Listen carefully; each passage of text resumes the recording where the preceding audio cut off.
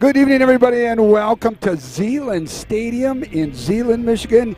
It's an OK Green battle like no other. It's the Zeeland East Chix playing host to the Sailors of Mona Shores. The family is with you. We got Kimmon over here to our left in the crow's nest. Really not on the crow's nest. He's outside tonight amongst the faithful here. That's correct. Joe Kanukin, Steve DeLong. I'm Nick Davos. Glad to have everybody with us. And tonight, everybody, we are in for a real treat. New first-year head coach from Zeeland is offering up a plate of mixture of offense, Steve, over here tonight. Yeah, we'll see a little bit of everything. There's no doubt about that. Joe Woodruff is in his 25th year of coaching, comes over from Lakeland High School. He's been there since 2015. He's had 7 wins the last 4 years. I think, as most people know, Derek Pennington left Zeeland East and took the Caledonia job where they're doing. They're off to a fantastic start. Yeah. I think Zeeland is no doubt in a rebuild right now, and probably part of the reason why Coach Pennington left to some extent. But we're going to see a little bit of everything tonight. Yeah, and Joe, we've got some exciting news here about some new sponsorships and everything. But let's talk about the game here a little bit and what your thoughts are about this game after last week's game. Well, again, last week was the first complete game that we saw from the Sailors from start to finish, special teams, defense, offense. Your talent that you had around the ball, they used it all, and they put it to good use against a very talented Zeeland West team. And Coach Shillito and that wing tee can be pretty tricky. They were able to really close that down. Coming off of a Union win that the defense didn't look very good in the first half, they were solid defense the entire time against Zeeland West last week. We need to see that translate into yet another win that's a complete game. And I think the defense is, again, going to be one of those things we look at tonight. Well, not only that, but you saw Zeeland, we scored, Zeeland comes down. We scored, Zeeland comes down, they score, we score, Zeeland scores. Then after that, it was Coach Chuck's defense went into hyper mode and just shut them right down. Yeah, they did, and that's exactly what you want to see. Your adjustments through that, after that first quarter of kind of seeing what they're going to throw at you, what they're going to bring, and then you adjust. And you adjusted before the half. You really closed it up in the second half, and then we were off to running clock before the end of the game. So I think it was really good. I got my first big stat of the night for you. Well, go right ahead, buddy. Let's hear that stat. Mona Shores, in the third quarter, has outscored their opponents 71-6. Wow. So you talk about the adjustments, and we talk about Coach Check, 71-6. I mean, that's pretty impressive. And that's through 4 games, then less than 2 points a game come the second half. Yeah. So the adjustments are huge. The combinations of offense and defense. You look at Mona Shore's offense against Union, 30 points in that second half, Steve. It's just amazing what happens. Yeah, and I think just going back to tonight's game, I think we're going to be able to score points on teams. I don't think that's going to be a big issue. I expect that Zeeland East. I expect that we're going to score some points tonight. I think that Coach Koziak's going to test the outside through runs and passes and see what happens. But I expect to score some points tonight. Yeah, now, speaking about points, we saw Konechny last week just have absolutely, in my eyes, an all-around, not perfect game, but pretty doggone close to perfect. 11-15, 166 yards, 2 touchdowns, 6 carries, 54 yards, 3 touchdowns. Yeah, he accounted for 30 points by himself. I mean, that's you really can't ask for more out of your starting quarterback. No, absolutely not. And he was nominated, and I think he got WZGM Player of the Week last week. And so what a nice performance for Mark. And on a big stage, with the Sailors Salute and Zeeland West, from running the passing, Mark was truly the complete package. And that's what I think we needed to see from Mark, is a complete game running and passing. Yeah, and it's good for his confidence, So we have Zeeland East, who comes into the game at 3-1 overall. 2-0 in the conference. So right now you have a battle of 2 unbeaten teams in the conference. You're staring down 2 cross-town rivals in your next 2 games in Reese Puffer and Muskegon. So I think hopefully he's coming into his own at the right time. Yeah, absolutely. And, we look at the matchup of these games. It's somewhat similar in some respects, but yet vastly different. You go from Zeeland West, where it's double tight, full house, to now these guys might be all over the place. How do you shift gears like that? Well, truthfully, I think it's easier to shift gears back now. Maybe back when I played in the early 90s, there was more tight formations. Now everything is spread, and so it's less wing T stuff, more spread stuff. So really the tough part is going and playing those tight formation teams like the Zeeland West, going back to spread, which you've had in 4 previous games. It's a lot easier, or 3 previous games. And Joe, it's funny to hear Steve say back when he played in the 90s versus when I played way back in the mid-70s. I just couldn't remember how long that was, so I didn't want to throw out the 60s or something. Get the stone tablets out, because we didn't have sideline huddle. And you think about it from the standpoint of how football has evolved all the way from what the NFL is doing today to now what you see in college, to now what's going down into the high school levels as well. These kids are being prepared. Those athletes that are truly the prospects to go up to the college level are being prepared already at the high school level for that spread offense type of a game, which is all that people want. They want that high-driven, high-speed, high-scoring, high-pass type of a situation, and they're preparing them all the way down to the high school level. Which is interesting then, right? So you flip it. So obviously we're in Zeeland, and Zeeland East and Zeeland West share the same stadium.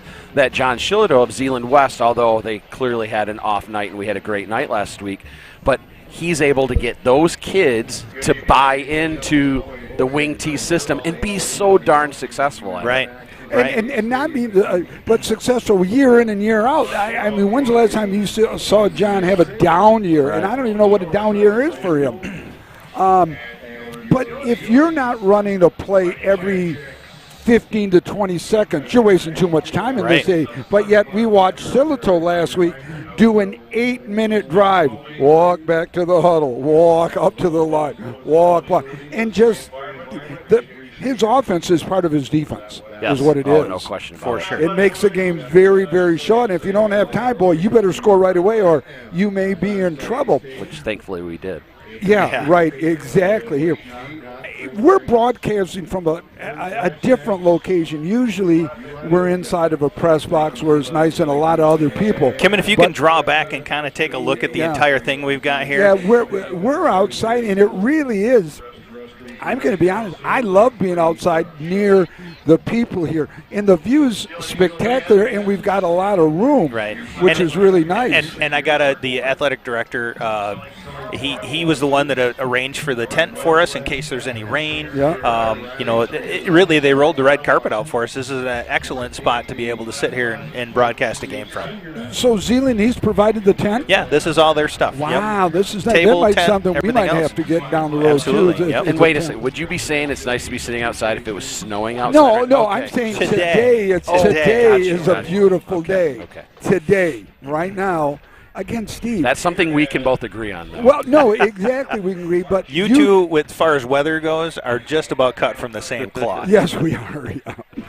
Well, you being much younger than Steve and I are, though. Trust me, I don't really care for being out in the cold either, but I think I can handle it a little bit Steve better. wasn't with us in the early years, when we were outside. Listening to the stories about Portage Northern. I mean, I was at that game, but I didn't have to do this. Yeah, so my goodness. But those were good times, and Steve, we're certainly glad to be. We're missing somebody today, though, Joe. Yeah, Cohen Holman, he had to he takes his responsibilities with his team as a team captain for the JV soccer pretty serious, and they had practice up until 7 o'clock tonight. So he was unable to travel with us. He's not able to be with us today. I might have a lead on another person that's interested in maybe coming to do some camera work and some assist that's with us. Great. So another student that I actually know. I ran into him in the hallway back from team dinner earlier today. Yeah, I mentioned it to him, and he was interested in maybe coming out and doing that. There's basically the four of us. It's Kim and Joe, Steve, myself, and Al Cohen. But right now, I see two people really stepping up their games with doing some behind-the-scenes stuff here at Zeeland. I do, and I'll tell you, it's I don't want to say it's about time, but it's refreshing to see Go ahead, Joe.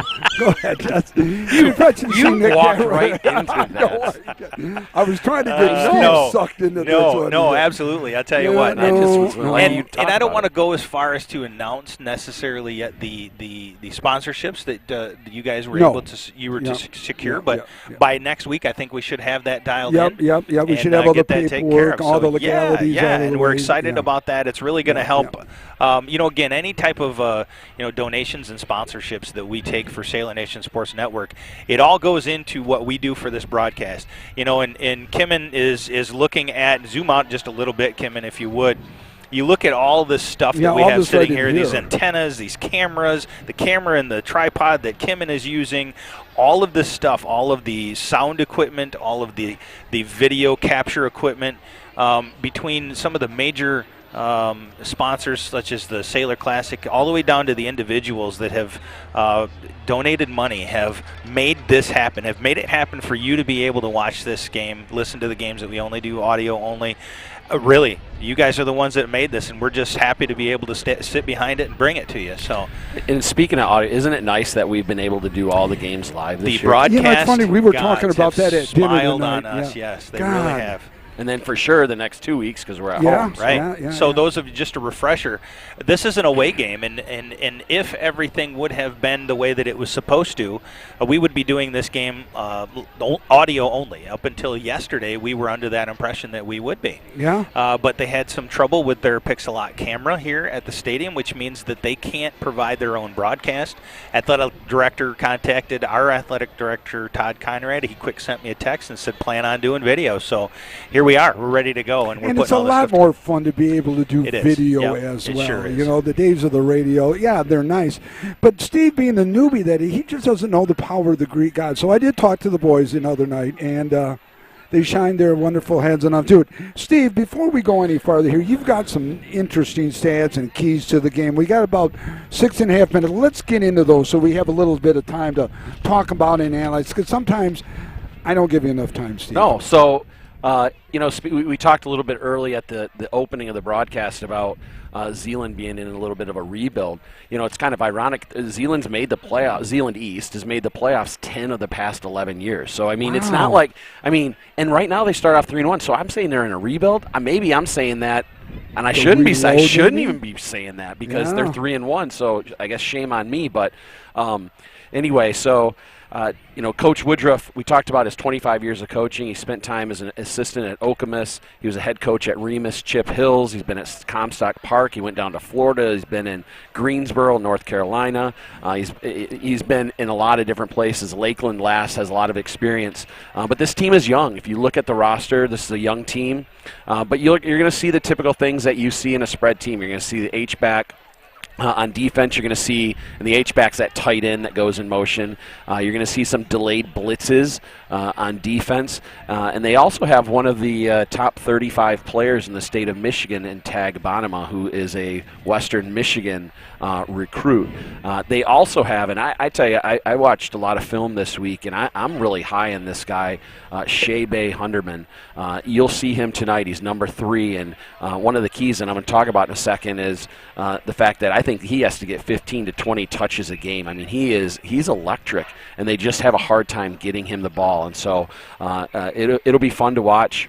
Bonema being such a good athlete, and then Shea Hunderman as well. So talking about keys to the game, I'm going to start with Mona Shores first.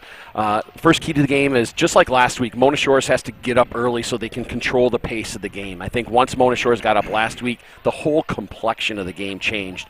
And then the second key, and I only have 2 keys this week for each team, is that Mona Shores has to force Zeeland East to throw the ball tonight. Just watching film, Zeeland East really is hesitant to throw the ball, and I think if we can put them in a throwing situation, it's going to make them uncomfortable. In terms of Zeeland East, I think they're going to have to get some breaks tonight, whether that's through special teams, turnovers, but they have to get something. And then going back to talking about Shea Hunterman, they have to get him the ball, and he's their best weapon on offense, and that's number 3 as you watch at home. So it'll be interesting to see, but you have a battle of 2 unbeaten teams in the OK Green, and should be a good night for football. Yeah, I was looking at their schedule, and some of the teams that they play, they've had a fair schedule. They opened up with Warren Woods Tower, came away with a big win. They got thumped by Spring Lake, and Spring Lake is 4-0 on the year. Spring Lake's good. And they have a tough game this week with Unity Christian. They beat Holland Public and had a close one with Puffer. So, they haven't played any slouches. They haven't played real high-caliber teams yet. But I think it's going to be a good test for us, and we're going to see who comes out of it. Looking at, though, down the roads, they have us, they have Union, Wyoming. There's a couple wings right there possibly with some teams. But, they've scored a bunch of points. They've scored 151 points on the year and given up 128, though, in those 4 games. So that's quite a point of points they've given up. It is. And I think another area where maybe we have an advantage tonight, if you look at the film last week, by my estimates and charting, Zeeland East had 8 two-way starters. So, that's a lot when Comes you're down to conditioning. Yeah, really. I mean, that's a lot when you're Joe, you're facing a spread team like Mona Shores, which likes to run sideline to sideline, and that can wear on it. And speaking of last week, they lost. Zeeland East kicked a field goal in the 4th quarter with 11 minutes to go, and that was hit by Paige Westra. She is the kicker for Zeeland good East. for her. She also plays basketball, so I've coached against her in basketball, but she is a phenomenal soccer player. When I Facebook Lived last spring, she really was impressive. But she is an excellent kicker. She's an athlete. In she's the, an all-around in the athlete. film, she was kicking the ball down to the 5-yard line on Wow, kickoff. she's got a foot. So they have a weapon on. Yeah, no doubt about they it. do. Yeah. We look at you're bringing up 8 two-way players, right? With the hurry-up offense that we saw against Traverse City, that wears on you, and we saw the wear and tear against Traverse City. So the Chicks have walked out on the field or round out. They've got this beautiful Kimmin. Can you get a shot of the Chicks football tower that they run through off to your left? That's a pretty cool thing right there. It's Kim zooming in. And by the way, if you guys don't know Kim and Codis is absolutely the best in the business. You need to get a hold of him for any video stuff. Reach out to Kimmin because first-class guy and absolutely will give you the best product that he can. So that's a pretty good thing down there that they'll take it down for the game. I think that'd be pretty sweet to have. And now the band, we're going to watch the band a little bit. Kimmin's going to get a nice shot. And I tell you what, that's a nice-sized band right there. Well, I'm looking at it, right? So they must be the same band for both Zeeland West and Zeeland East because they have brown pants and then the Zeeland West tops color. Am I right on that? Oh, you see I what didn't notice, yeah. Sure.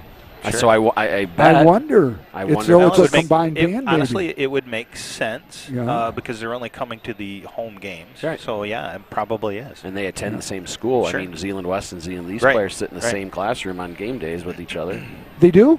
I'm pretty sure, yeah. And East goes to West for classes, and West goes to East for some classes. I think. I could be wrong on that, but I'm pretty think sure. you might be right.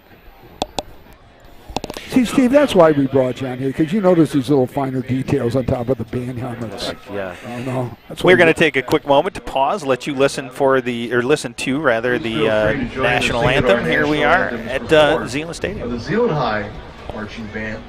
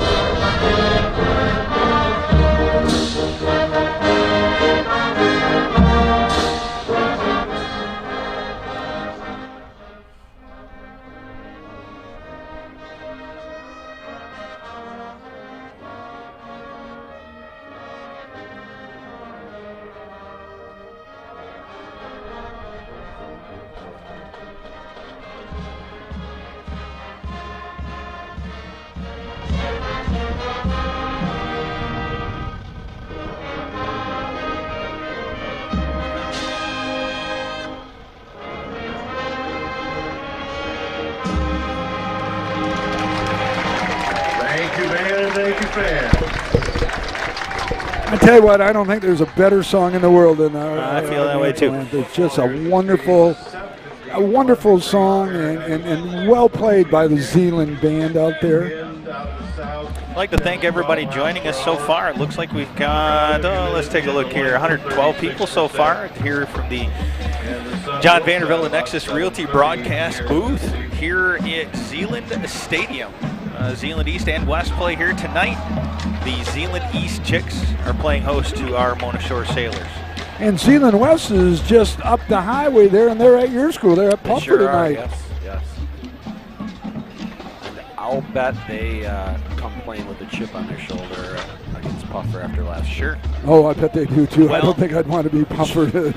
and a lot, there's still Shillito coming back into West Michigan as much as he played at Orchard View. That's an old rivalry. That's an old crosstown, team. At Reese Puffer, I coached against John Shillito when he was at Orchard View. Yeah. So, and if you saw his interview, if you call that, with Mike Meekoff after the game, you could tell he was a little happy, upset. How long did you coach with him for?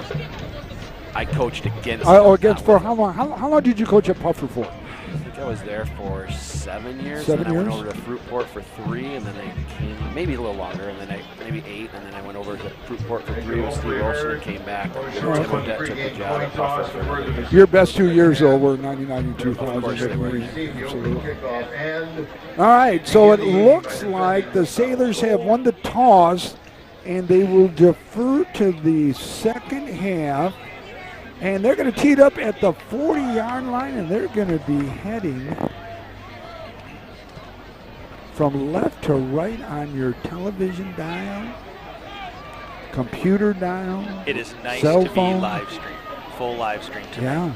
Yeah. Make sure you ask people where they're from. We always want to try to ratch because we're missing some states. We've almost got all 50 states, but we're a few states shy. Has the ball teed up for the Sailors. And I think we might get our first look at that Shebe Hunderman, number 3 for Zeeland, since he's lined up on the same side that we're kicking from. Pulaski has the kick. So we are underway. Friday Night Lights, a high owner taking at the 10, 15.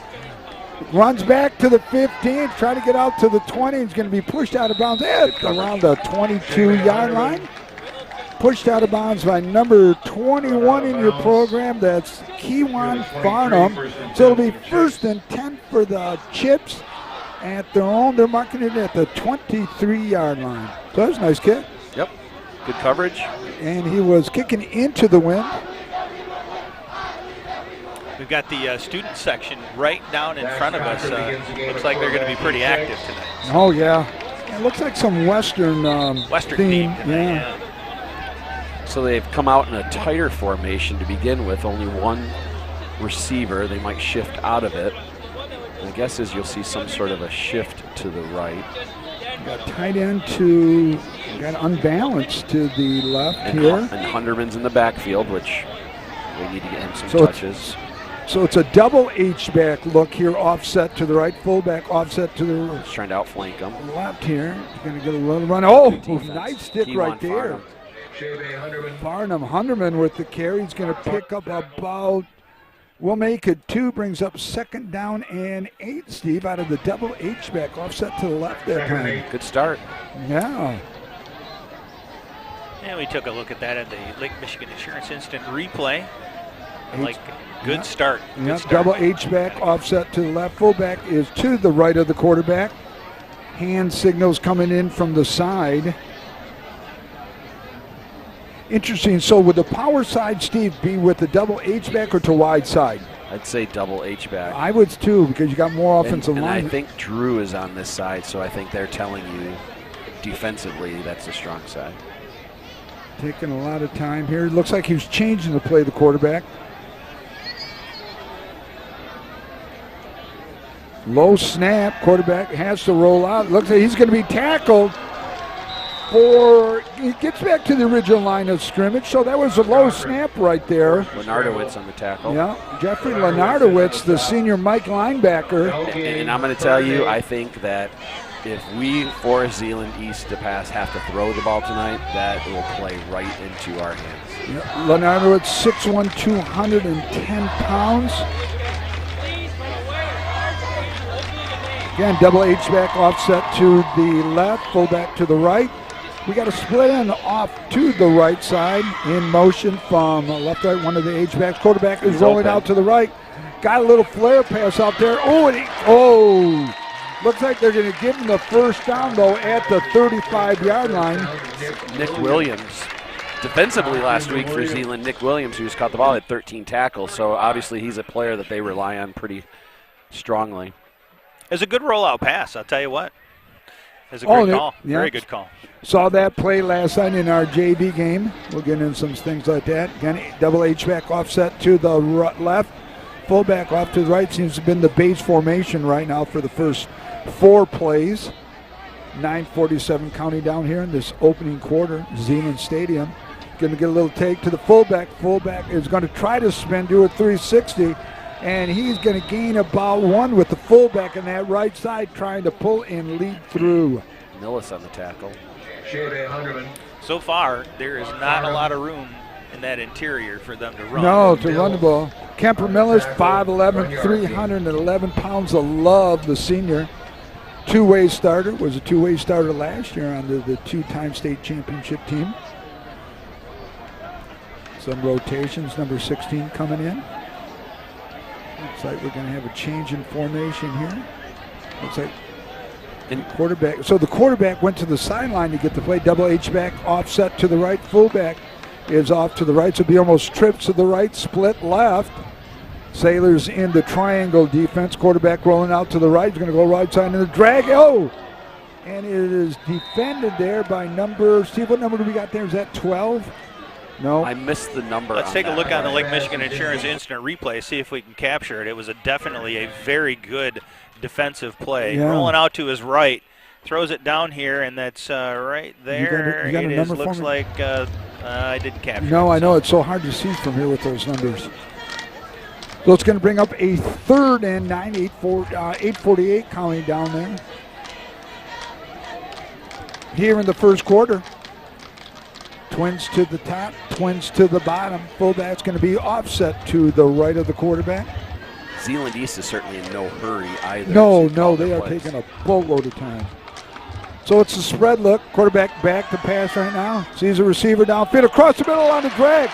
Number 3 is going to get the first down. Hunderman is going to go down into Sailor territory as he crosses the middle from his slot position. Well-designed play. Very well, and the quarterback had a lot of time to throw. Yeah, and that's the key to that play, right? He had time to throw the ball, the lack of pressure. Time to throw the ball. Attacking the middle of that field, it was really soft, honestly. So they ran a play that every level of football runs. They ran a deep post, they ran a crossing route underneath, and then they brought Hunderman right in the middle of the two, and that's exactly how that play is designed. Twins to the top, twins to the bottom. Fullback now offset to the left. Quarterback up, changing the play again now. Looks like it's going to be timeout. So we're going to take it with them. Timeout. It's the East taking the timeout with 18. Remember, here in the first quarter, your score is 0-0. Hey, everybody, you got 1 minute. Come on back and join us. This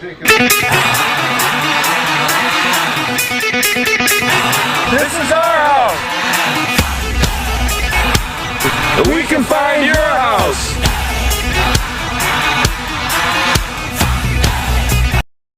Blended Furniture Market thanks you, Mona Shore Sailors, for your support. Have a fantastic game. Try your best and make a difference. Come shop with us down the road at Blended Furniture Market. Visit us on Facebook and Instagram. Go Sailors! Hope you had a quick break. 8-10 counting down here in the first quarter. Steve DeLong, Joe Kanukin. The eye in the sky. Kim Lakotas on Nick Davos. Play-by-play announcer. Steve's got the color. Joel running the boards. Twins to the top and bottom. It's 1st and 10. Running play to the fullback on just a little run. Couple broken tackles, but he's going to get back. Brady White. Boy, all that running, kind of thought he lost about one, but he got back to the line Yeah, of scrimmage. he was originally slowed up in the backfield Yeah. by big Drew By Sandberg. C.J. Ivey. Drew Sandberg, the senior, number 44. He's 6 feet 227. Man, he's a product of the weight room, boy. Boy, you're not kidding. He wasn't that big when he played for me, but boy, he just bulked right up. 4-2-5 look. We got trips to the right, split to the left, triangle defense by Tyler Van Bergen's defensive backs. That's a triangle. You got two guys up tight, and you got a safety in the middle over the number 2 receiver. Fullback off. There's going to be a little quick pass out there. He's going to try. He's going to change. That's good. They He's stayed gonna home, change but to they're get going to have stayed to home. get it. No, he's not got going a in. There's flag, going to be a too. flag. That looks like it might even be a block in the back. Tackles by number 21, Keewan Farnan, the junior, 5'9", 175. Yeah, that's going to be a block in the back Yeah, by it's number gotta 12 be. from Zeeland. Yeah, from where the flag ended up and where all the action is, Joe. I think Right. that's a good call. Looked very clear on the instant replay. No. Oh, Wow. whoa! Where did, wow! Take a Did look again not on that see instant that. replay. Can we get Dean Blandino from New York here on Okay, that one that right was there? definitely a block in the back. Well, he had him on the Yeah. back. Yeah, it was had more him of on a the horse back. collar than But it anything. was also, they definitely hit Major Farnham. infraction though. against the Sure. Sailors. Okay, we got to be able to get like somebody in New York to go over this, like Dean Blandino from the NFL. Yeah, that's Just ask me, I can that tell you know. That was my big thing back in the day from Midland. So it's a first down, first 10 ball. It's going to be marked at the 15. Double H back off to the right, fullback offset to the left. Split end is to the left side. Nice little drive by Zeeland. No, it's a real Yeah. nice drive right 6:59 here. left in the first quarter, 0-0. They are just using up the clock too. It must be a Zeeland thing. Fullback going to carry ball. They're going to pull that right guard. He's going to get some yardage out of there. Boy, the right guard pulls and just leads right through the play, Steve.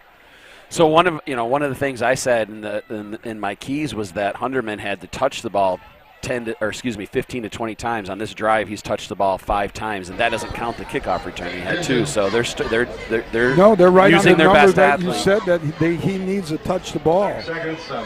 Second down and 7. Balls marked at the 12. 6:23 counting down. Double H back offset to your right. Fullback to the right. Split left. Offensive coordinator sending in the play there. Boy, they've mixed up the run and the pass nicely. Fullback's going to get the ball. He's going to carry it. He's going to touch the ball. That was beautiful. Boy, yeah. Nice stick, but there was a hole inside because they pulled the guard again. Yes. And he just didn't want to put his nose in there like he's taught to do. Oh boy, Millis came through, and let's just say he landed a little hard on him. Welcome to big-time football, son. Yard. But the hole was inside, though. right. The guard let in there nicely, and they're pulling almost every play as he did in the JV game. Boy, if he would have ducked his helmet, he had some real estate in there. But it's the second time we've seen him hit the hole and want to bounce outside. Double H back off to the left. Fake. Quarterback's going to keep the ball. He's going to run it up in there, and he's going to get about 3, maybe 4. Moves it into the middle of the field. Are they going to bring in the PAT Down to team? the 9. It looks like they are. They're bringing in some substitutions. Yeah, Steve, I think it's the young lady. Is that number Paige 2? Westra, yep. Yeah, so Paige. they're going to go for the field goal attempt. Boy, the Sailors get out of here with just giving up a field goal. Oh my gosh, I think that's huge. it is Again, huge. Paige getting a little bit of coverage from her win against Reese Puffer in overtime, I believe it was, or No, it was the fourth quarter. She Fourth had quarter to time kick expired. There's a 27-yard snap. field goal. The kick is up. It is good. with a flag. Oh, there's a flag. There might be roughing the kicker on thing because she's down on the ground right now.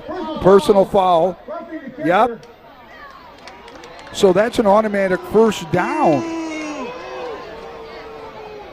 Oh, they're carrying her off right now. Oh man. I did not catch an instant replay. Hey, we on got a it. replay. No, I didn't. No, okay. Let me see That's if I can go back and grab All one. righty. here. Well, there was definitely rubbing of the kick. Yeah, I just saw that. I was just watching it here because we were Okay. delayed on mine. I mean, definitely she got hit.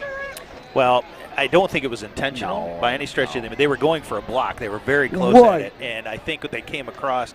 And as they were going for the ball, it came They across. her probably leg. rolled in Yep. here. But nonetheless, so it's still going to be called, No, a it's personal no question. foul. Welcome to kicker. The receiving team. Appearance been accepted. Half ejected. Automatic. So that will negate the field goal. It'll but it negate gives the the 3 first down. points, but it gives them first and goal. Now the ball's going to be marked right at the 5-yard line. It's a huge penalty. Oh, it's a huge penalty. They've got the young lady down here on the sideline. Maybe in between plays, Kimmin can pan over and get her there. The medical staff is looking at her right now, but it brings up a first and goal. They marked the ball now down to the 4-yard line, 4:46 remaining. It's like the start of last game. God, you're not kidding. They're using up more clock. Young man's going to carry the ball. He's going to duck his head. He's going to pick up maybe 2 yards. The official on that far side down there is marking it down at the 2. Or maybe it's the 1 yard. No, it's at the 2. So second and goal at the 2. 4:28 counting down.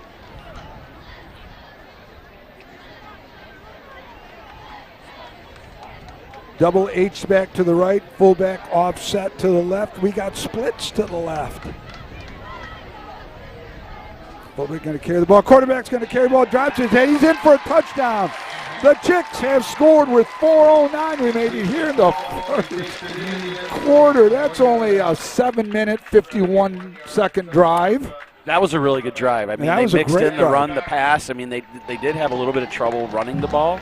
But, that big pass play to Hunderman across the middle was the one key. And then you have the you had the kicker. rollout on the first pass over here, and then the drag across the Key middle, plays in that Steve. drive, Yeah. Certainly not as we expected. The couple of passes have been successful. They It hasn't have been. played into our hands at all. It really softened up that secondary being tight in the box there for stopping the run. So here's some breaking news. Instead of going for the field goal, it looks like or for the extra point, are they going to kick or are they going to go? Looks like they're going to go for they 2. don't They have may a not kicker. have a Yeah, backup they don't kicker have a right kicker. now.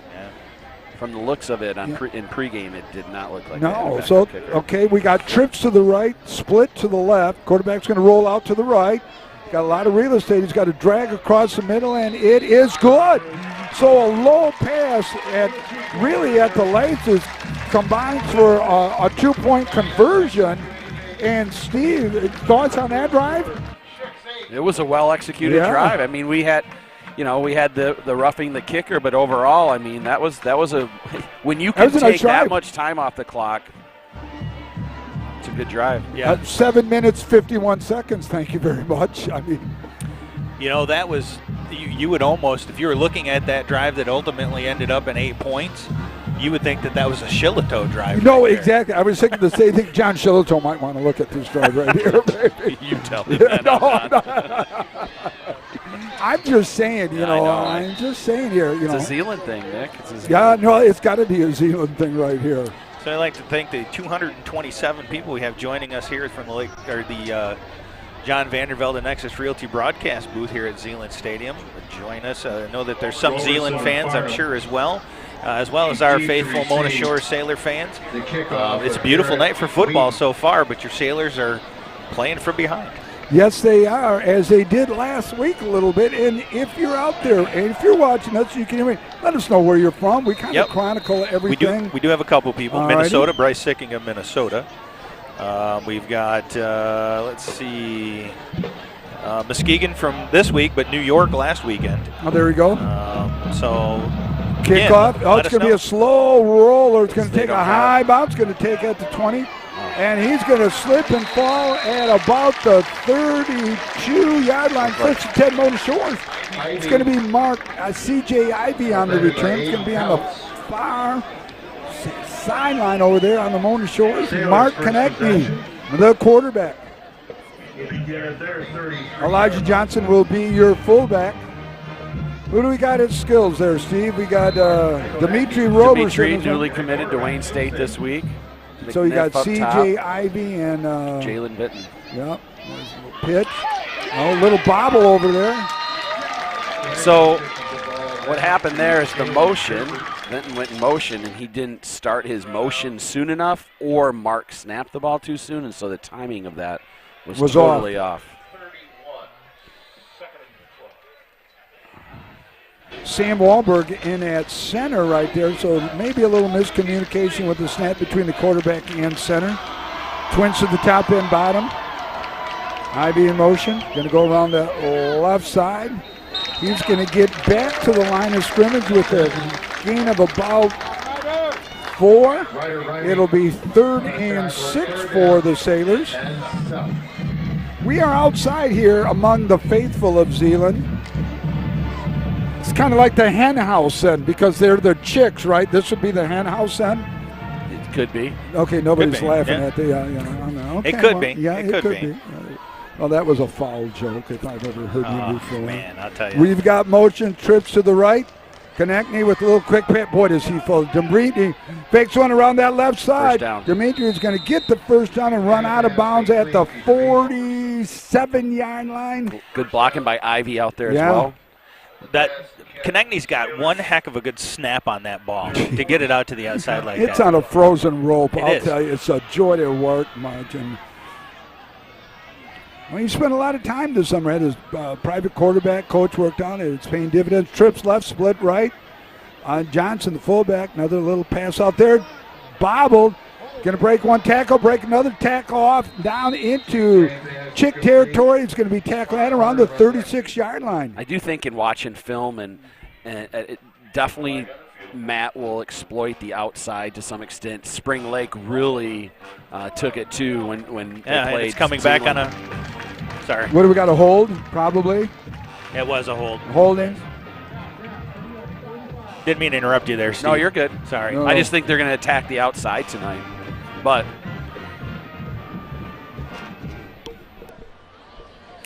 Which, in all,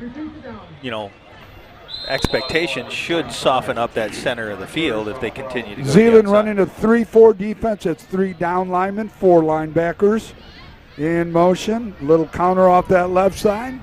Crosses that the was line of blocked scrimmage. well. Ryan Nice Smith had a block. great Going block. to get the penalty yardage back along with some bonus yardage. It's going to be 1st and 10 for the Sailors. Ball will now be marked at the 40-yard line on that far side of the field over there. And the other thing is Tag Bonema, who we talked about earlier in the game being a 35th ranked player in the state of Michigan.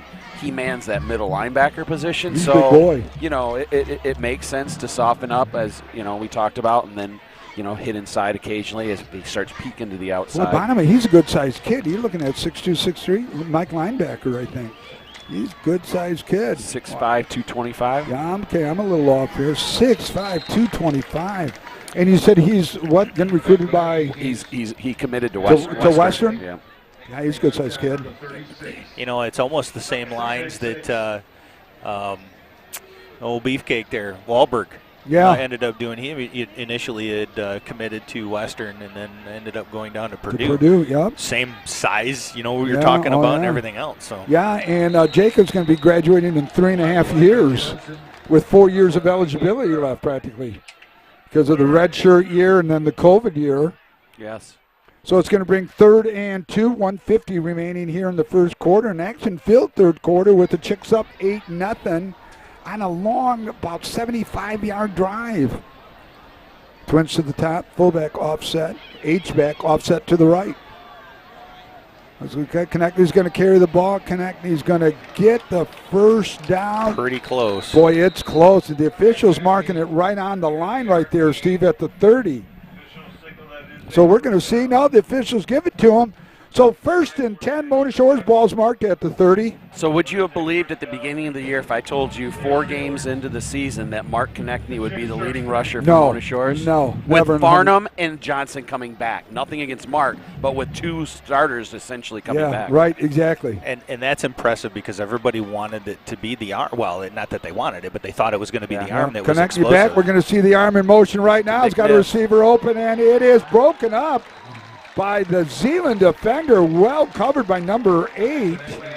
Looking at the Lake Michigan Insurance Instant replay, Lucky it wasn't picked off. it was really he was under coverage from Yeah. the minute that he released that ball. Yeah. I think he was hoping that there would be some development of space there, but Yeah, there wasn't. It he was ran well into, defended. He ran Yeah. into coverage on Yeah, that one, it was so. well defended by the Zeeland defender. And Ryan And it was- almost had to play defense himself Right, to right. knock it down. Yeah. I think, honestly, in that one, I probably would have looked for a check down on that Yep. or something. 2nd down 10, 108 in motion.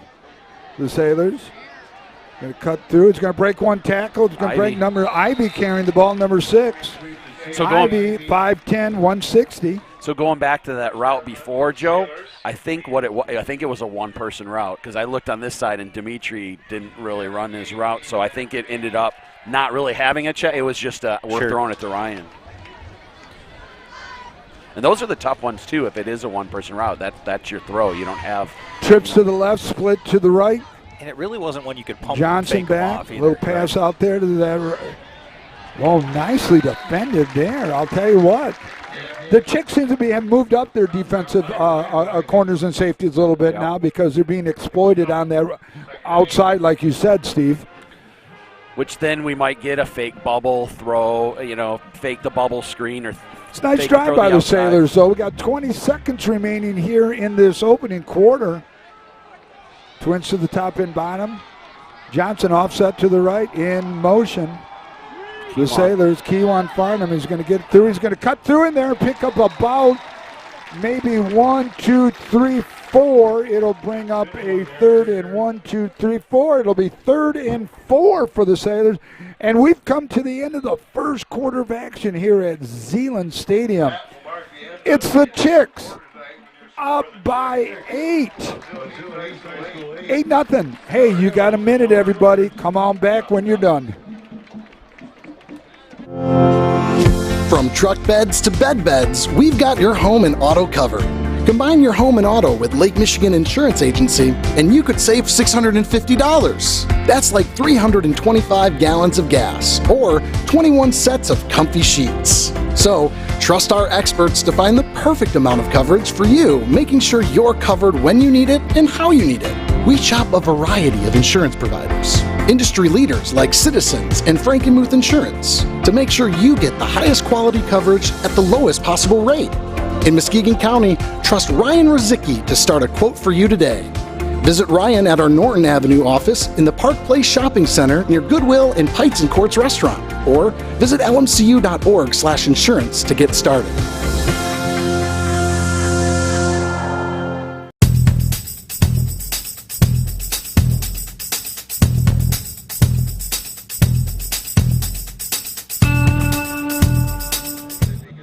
I want to welcome everyone back. It's the second quarter here at Zeeland Stadium on an absolutely perfect night.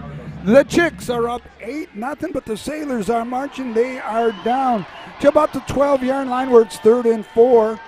Get a little bit of counter on that right side. He's going to be marching in for the touchdown. That's number 21. Keewan Farman on the counter, and you couldn't have drawn it up any better, Stevie. Nope, and that's a good answer to come back after allowing that first touchdown in the first quarter. You can see us setting up for the swinging gate. And I wouldn't be surprised if we actually went with it today, or right now, because knowing that it's 8-6 and we need the 2. They're swinging over right now from left to the right. I want to give Lisa Bowers a shout out here. Lisa, glad to see that you are listening. Lisa sent me a picture of her computer screen she's watching. Hope all is well with the Bowers family. Miss talking to you today, but I hope everything is going well, Lisa. So we have come to an 8-7 score with the kickoff remaining here, 11:54 here at Zeeland Stadium. So a nice response, Steve. It was, and before I just wanted to give a little shout out, Caden Pulaski, who is our kicker. I just asked Coach Apostle, the soccer team, for the statistics. He has 9 goals on the season. Wow. He is the leading scorer on the soccer team as well. So I just wanted to kind of throw that out there. Yeah, so it's a great answer, 8-7.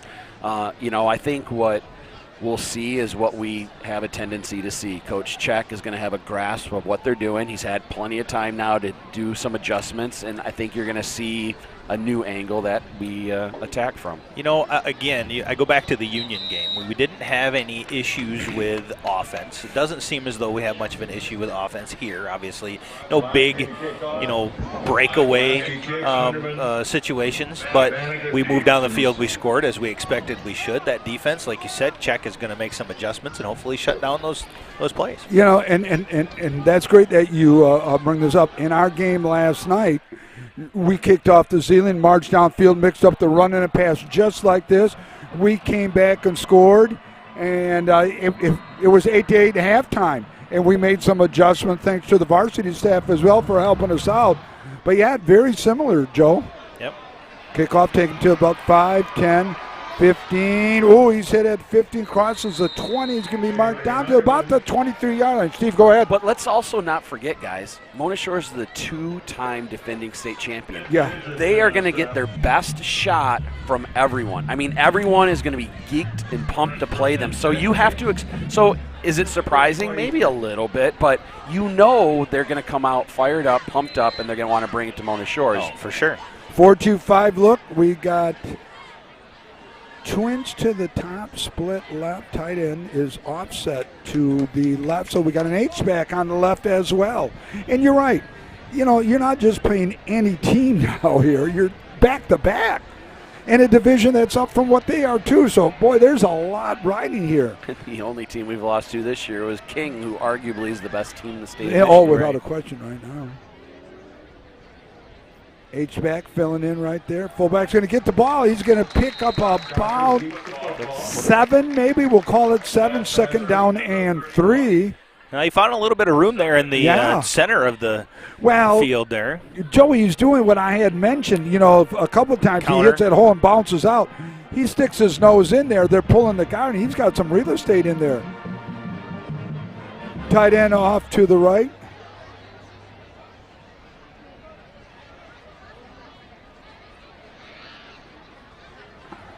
$284 of you joining us here at the John Vandervelde and Nexus Realty broadcast booth. Thank you very much. Everybody. Offset backfield. H-back going to lead. Fullback going to carry the ball. He's going to pick up about enough for the first time. Looking at the official over on that east side there. So it's interesting. I don't know if Kimmin can get a shot of the sideline of the guys in the blue and the red hat. They're signaling in place, but they're standing so far back that they're trying to cover up their signals, because I don't think we steal signals at all. But it's been known that some schools do, but they want to try to hide their signals, but they're standing so far back from the field to get the play in. They're hiding themselves. Defense changes over to power side. We got trips to the left, split to the right. Fullback's going to be offset to the left. It's almost like it quads to that left side right there. Signaling in the play right there. There's the gentleman right there at about the 30-yard line. They're almost standing on the track doing it. Well, Coach Kozia's got the same thing. They got his brother Mike and Tom Grin, the head 8th grade coach. Fullback trades over to the left now. So it's trips to the left. Quarterback's going to keep the ball off that side right there, and he's going to pick up about 2.5 yards. Good hit. I couldn't see who was in on the tackle. Yeah, Elijah Johnson came in there on the stick, Steve.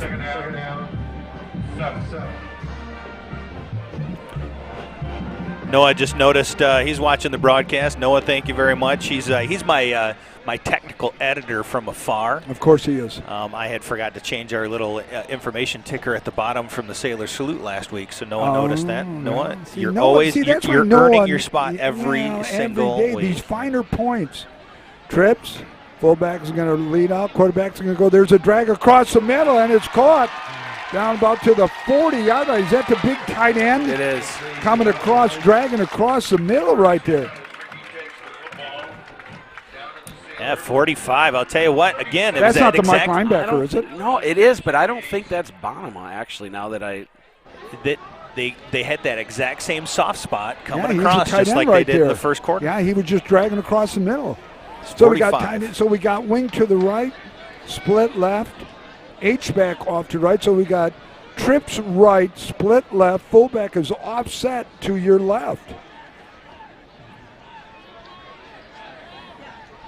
And the longer those routes have time to develop, the more time that the receiver has time to find that little crease in between to go. Little spot. Yep. Well, what's scary, too, is the quarterback's having some time to find all that, too, Steve.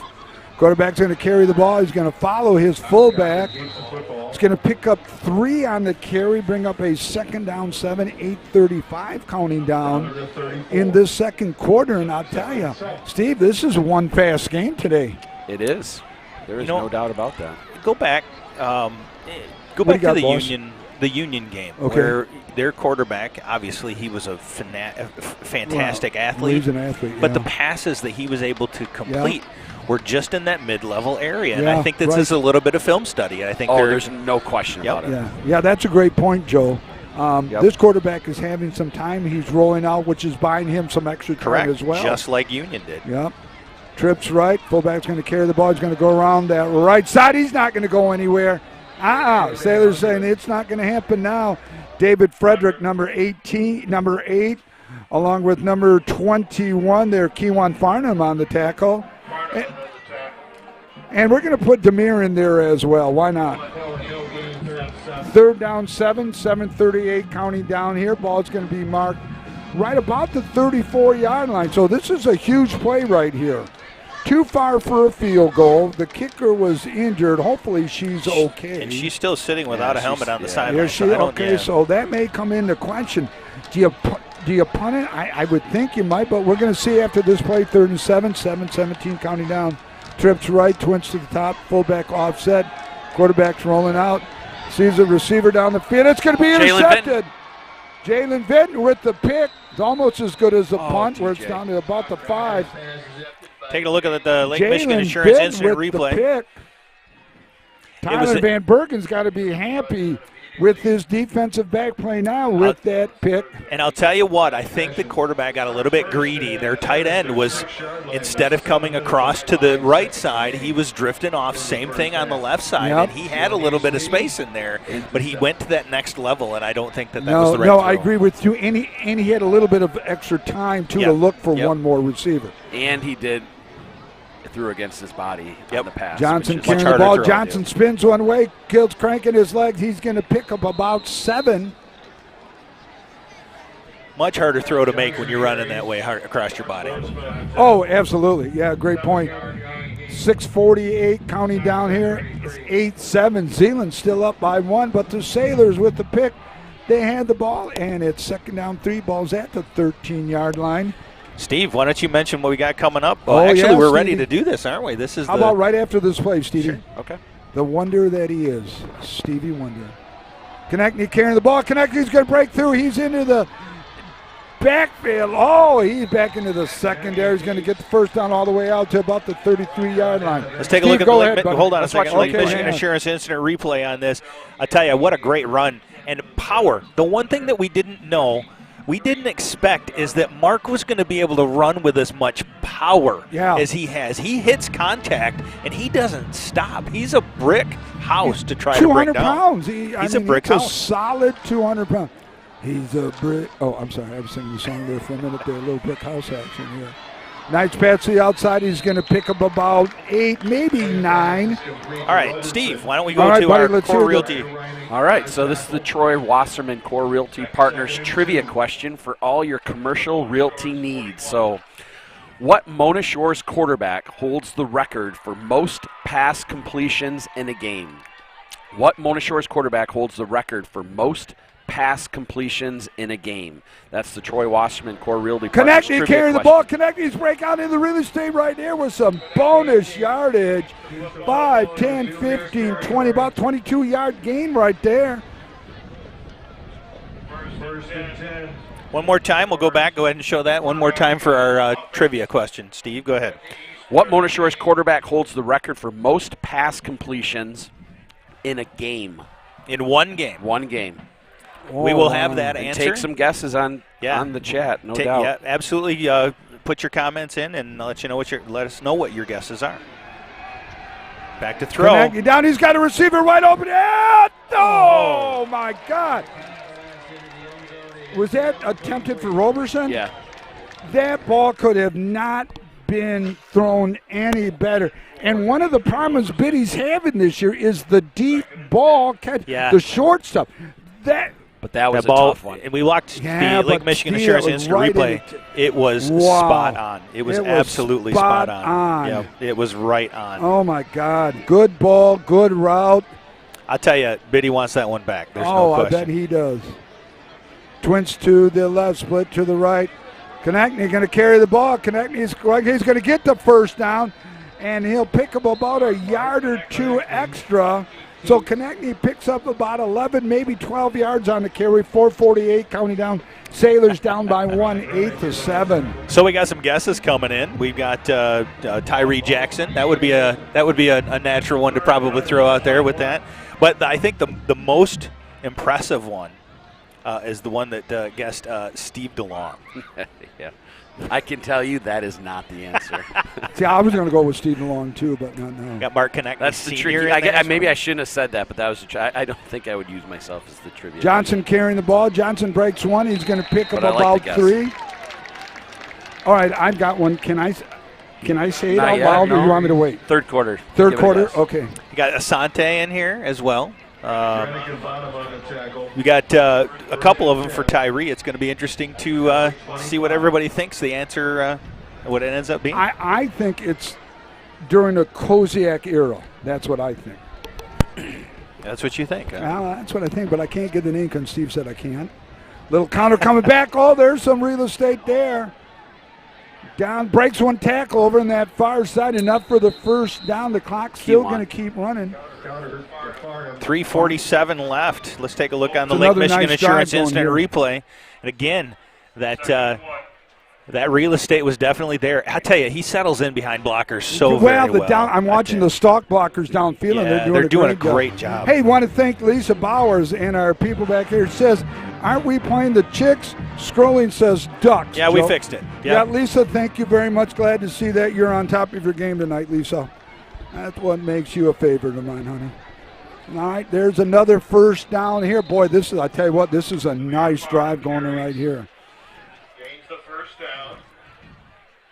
And once again, a score here and a stop, and then we get the ball to begin the second half. Yeah, That would be nice. Yeah, right, exactly. First and goal at the 8-yard line. We're 3:08 and counting down here. So it's first and goal. Sailors got 4 to punch it in for 6 more. Coach Koziak and the offensive brain trust signaling the plays. Tom Grimm in the lime green. Mike Koziak blazing the red. Motion, trade.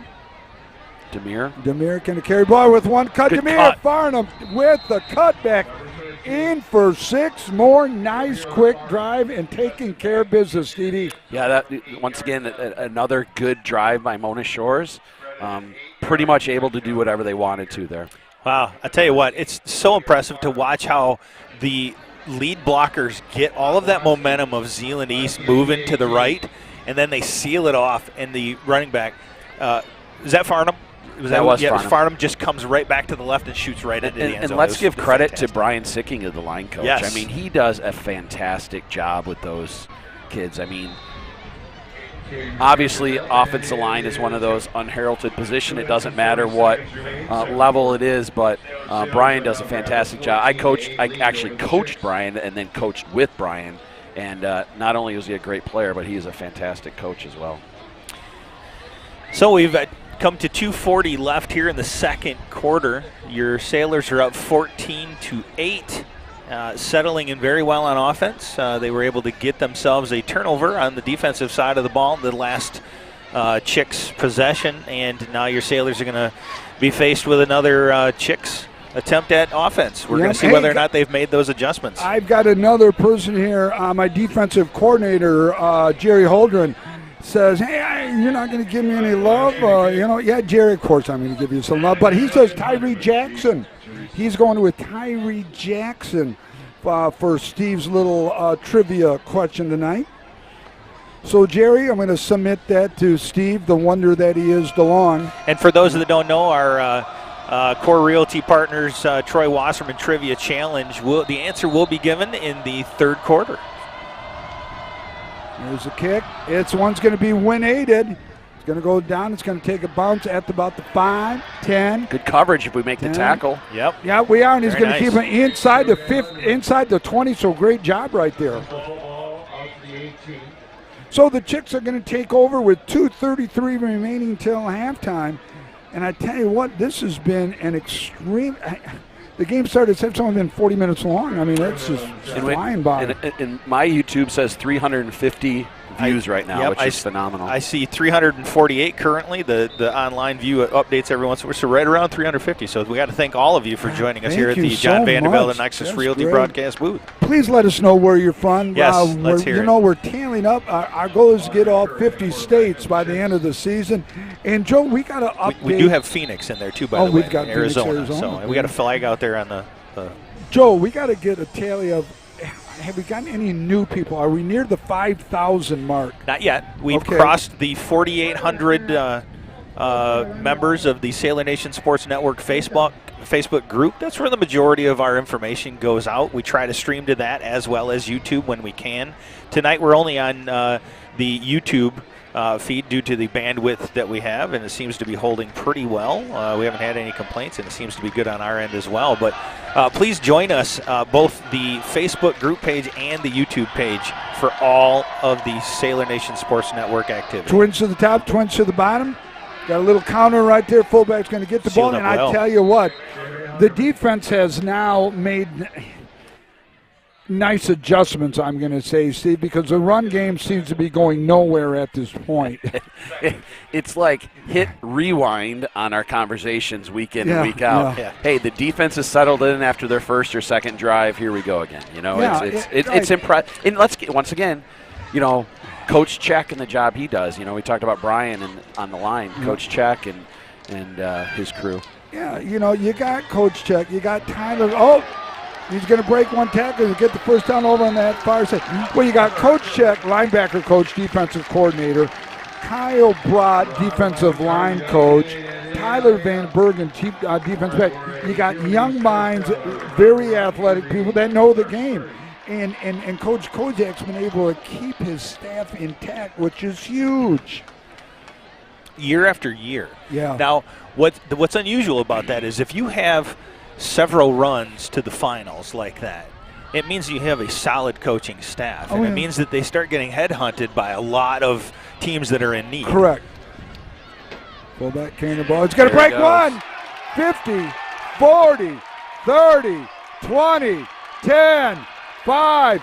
Touchdown when I just shot myself in the foot. The defense is stopping the run. And he busts through for 70 yards. You know, that's that Shea Bay Hunterman going back. I said he had to have touches. By my estimations, that's his 9th touch of the ball besides on kickoffs tonight. He's got to be near 100 yards already. And he struggled so far, but, you know, someone with his speed and quickness, all it takes is one little hole like that. Goes for 70 yards. And we're tied up. So the young lady is she's not back yet. It's their Wildcat. Yeah. Going to carry ball. I'm going to go in for the 2-point conversion on the Wildcat look. It looks like it caught the Sailors off guard a little bit. I would agree. So a minute 39 remaining, and the Chix have shocked the Sailors with a minute 39 before half. They're up by 2, 16-14. Are we going to stay here, boss? No, we can take a break. We're going to take a quick break. You got a minute. Come on back because you don't want to miss this minute 39. Trophy House is your #1 source for fan gear, corporate and team sales, trophies, awards, and more. Visit them in their new showroom, right next door from their old showroom on Henry Street. If it can be logoed, they're your resource. Your brand is their business.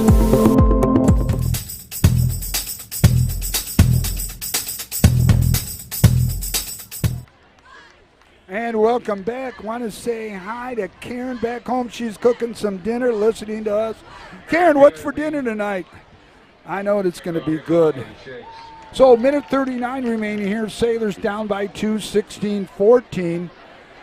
Gotta believe you're not going to see a deep kick because we've seen what other teams have done to the Sailors. Well, you're not going to see a deep kick because their kicker's hurt.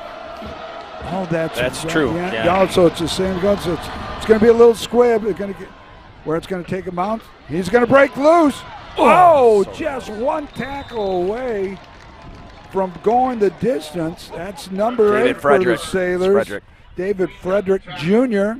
So with the minute 35, Sailors have all 3 timeouts. It's an eternity for Coach Kozak and the team. Well, especially when you're working on their 46-yard line. I mean, you have a short field right now. 3 timeouts, 135, short field. Anything in the playbook is at your disposal. You don't have to force anything at this point. 1st and 10, you're right, 135. Johnson offset to the right, trips to the right, split to the left. Connect, you're going back. Going to go Great downfield. You're going to go out of bounds, save some time. And I can't tell you how much in practice they Ryan work on McNiff. that throw. Yep. Number 36. Coach James working with the receivers as Mark's throwing the ball. I mean, the timing of that. Well, they're giving him a nice cushion, too. It's almost a 10-yard cushion. There's a little out to that side. And like you said, Steve, they can't match up with the speed on the outside right now. So it's going to be pitch and catch all the way downfield. Vinton, J-Dog with the reception. 1st and 10, ball's at 36, 123. And counting down. Ball to 22. And we got out of bounds, so it stops the clock, so you save a timeout, you know? I mean, Twins to the top end bottom. There's that counter coming back again. That's C.J. Ivy or Vinton? That's Ivy, the ball carrier. So Coach Koziak's going to take his first timeout here in the first half. We're at 1:12 counting down until the end of the second quarter. The Sailors are down 16-14. You can take a break with us, but promise that you come back at 1.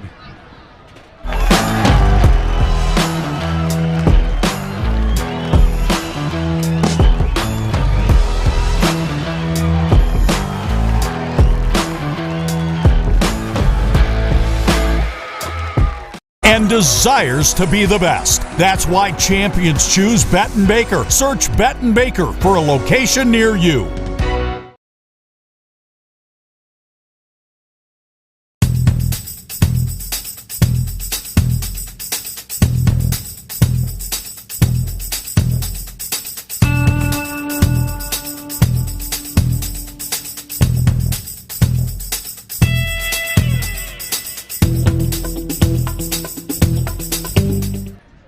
Want to welcome everyone back. Hope you had a good minute. It's 16-14. Sailors down by 2, minute 12. Sailors marching second 11, balls at the 23, trips left. Tim Fry watching from Minnesota, so you could throw Minnesota again on there. Konechny's going to carry the ball. He's that's got wide some real open. estate. 5. Oh, there's a flag. Konechny goes in and scores, but there's a flag. So what do we got? Hold, block in the back. Pick something, fellas. It is in the secondary, so it could be, a lot of Block different in the things. back. Typically Here it probably comes. hold, yep. It's a hold.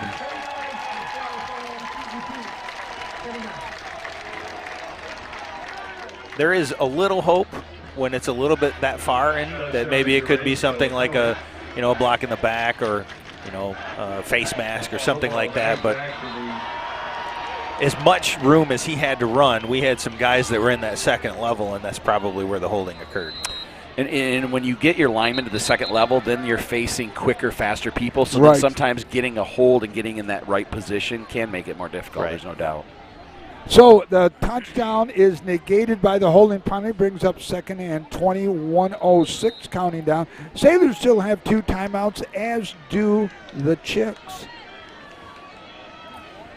Really looking for a score like we talked during the break. Trips left, split right, connecting back to pass. He's got time there. We got a quick out. He catches the ball. He stepped out of bounds right after he caught it. Yeah. Take a look on the Lake Michigan Insurance Incident replay. Brings up a 3rd and 9 At the East 21. at the 21-yard line. 39. Twins to the right, twins to the bottom. Twins meaning 2 receivers on right, 2 on the left. One of our favorite fans, Cliff Rundell. Oh, yeah. Cliff has a nice Beautiful slant throw. in there. McNiff breaks a couple tackles. Jitterbugging. McNiff still on his feet. He's down 2. McNiff picks up the 5. The clock will stop So you have a first down. with the Stops, first down. Let's take a look on the Lake Michigan Insurance Incident replay. One of the things that we did not see a lot of with Brady Rose was attacking the center of the field. We have a nice post route right there, and he hit McNiff on the run. That was a great throw and a great play. Twins to the top and bottom. Farnham right behind Konechny. Now Farnham offsets to the left, makes a trips left. We got motion from left to right. Farnham going to carry the ball around that right Blockers side. in Farnham's front. going to drop his head, and Farnham is not in the end zone. They're marking him at the 1-yard 26 line. seconds left. We got 26 seconds down to 24, 23, 22, 20. Now you're playing a little bit of a game to make sure you don't leave any time on the clock Correct. for Zeeland to do something with it. Exactly. We're This down is to interesting. I 13 think- seconds. Go, go, go. Konechny's going to offset. Konechny's going to carry the ball. Konechny's going to go in, and nothing yet. We're down to 3-2. Timeout. Kojak calls a timeout with 1 second left, but they are not giving Konechny the Boy, timeout. I'll tell you what. Boy, How is he not in there? Let's take again a look on the Lake Michigan Insurance instant replay. Look right here, Nick. That looks like he is in right yeah, there. it does right there. They've got to see where the spot is, though. Look how far he is. I know. in Look there. at how far. Yeah, how do you? How is he I don't- not in? See now. Again, I'm going to look at it. We're going to look in slow motion here. I love being able to do this, by Yes, the way. you do. You love your. So we're going to toys. slow it down here. And if you look right there, you can't Right see there. it. But you look Yeah, where it he looks is. like he he's crosses inside. right in there somewhere. I agree He's with you. in that pile right See, there. I think. I guess this is a nice thing about our job right here. 3 seconds. Yeah, I agree with you not leaving a lot of time, but I think I would have used the timeout to maybe gotten 2 plays in lieu of now just 1. Well, but they were also waiting to see whether or not there was a call on the play for a Right, touchdown. I understand. And And the clock we saw continues to that. tick until they blow the whistle. We saw that last year at East Lansing. Remember when we kicked the field goal? Dick Kuiper and he counted down the clock. Said we got a call. Those So are the things. That's why Matt's the championship coach. That's I right, would and never we're- second and we're question just here. that. And he's got to be touchdown. Got connected. Carries the ball. Guys up and over. As long as that ball crosses that imaginary line, it's a touchdown. I think honestly, I mean, I'm not disagreeing with you. I think it was exactly what Matt wanted to do. Oh, of right course there. it was. I think. Oh, there's no question about that. And that's why he's the head coach and coach of the year a couple times and a couple state championships and all that good stuff. He's extremely knowledgeable. It's, defensive down, stuff looks like versus one of ours. offensive stuff. Sailor So player down. Swimming Gate here. You got a sailor down. Timeout for injury. Correct. Okay. Can't see who it is. Kimmin, can you zoom in real close? Oh, okay, Yeah, great we job, can, Kimmin. yep. He's got a good shot on it Yeah, right and there. that's why we say Kimmin's the best in the biz. I asked him to do something that's done before I even ask. We're going to see who that is here. Number Might is be that Konechny? Might No, it could be. It might is. be Mark. Yeah, it's Mark. Now I'm wondering, one of the unfortunate things with that type of a jump is you're very exposed in the abdominal and pelvic area, and the way that he's walking, the way that he was kind of bent over, he could be walking it off right now. Any gentleman might be able to understand that. Right, I guess right. is what you're trying to say. Correct, Without yes. saying. Well, it. Dan Schneider. I'm the color guy, so I'll just say it. Yes. Dan Schneider from Mercy Health over there does a great job keeping us all healthy and puts us back together, kind of like Humpty Dumpty.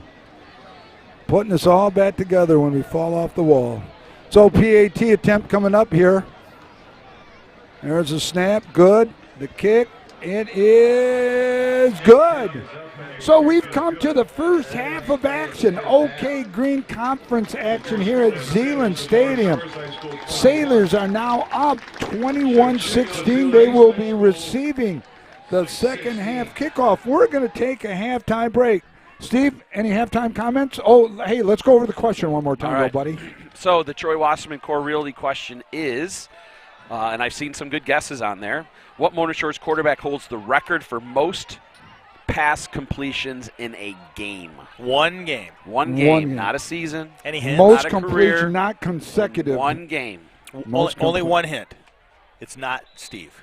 It's not Steve, correct. It's not Steve DeLong. It's not Nick Davros. He didn't go to short, so it's It's not. not Was it you, Joe? I wasn't quarterback. I was a You- fullback. Oh, you were a Fullback fullback. and All a right, so defensive lineman. 14:51. You have 14 minutes and 47 seconds to take a break, but you promise to be right back. This is Sailor Nation Sports, everybody. Have a good one. We'll see you back in 14.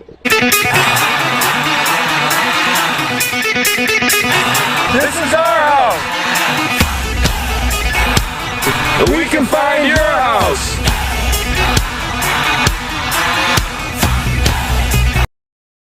Blended Furniture Market thanks you, Mona Shore Sailors, for your support. Have a fantastic game. Try your best and make a difference. Come shop with us down the road at Blended Furniture Market. Visit us on Facebook and Instagram. Go Sailors! From truck beds to bed beds, we've got your home and auto covered. Combine your home and auto with Lake Michigan Insurance Agency, and you could save $650. That's like 325 gallons of gas, or 21 sets of comfy sheets. So, trust our experts to find the perfect amount of coverage for you, making sure you're covered when you need it and how you need it. We shop a variety of insurance providers, industry leaders like Citizens and Frankenmuth Insurance, to make sure you get the highest quality coverage at the lowest possible rate. In Muskegon County, trust Ryan Rozicki to start a quote for you today. Visit Ryan at our Norton Avenue office in the Park Place Shopping Center near Goodwill and Pites and Courts Restaurant, or visit lmcu.org/insurance to get started.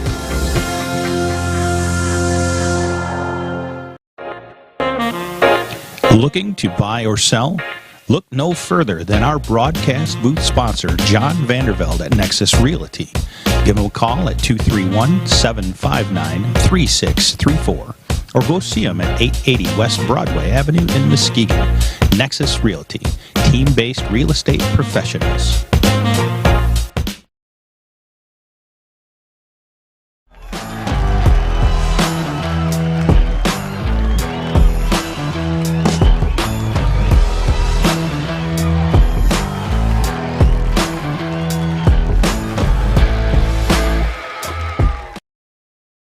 What makes a champion? Honesty, hard working, values teamwork and their community, and desires to be the best. That's why champions choose Benton Baker. Search Benton Baker for a location near you.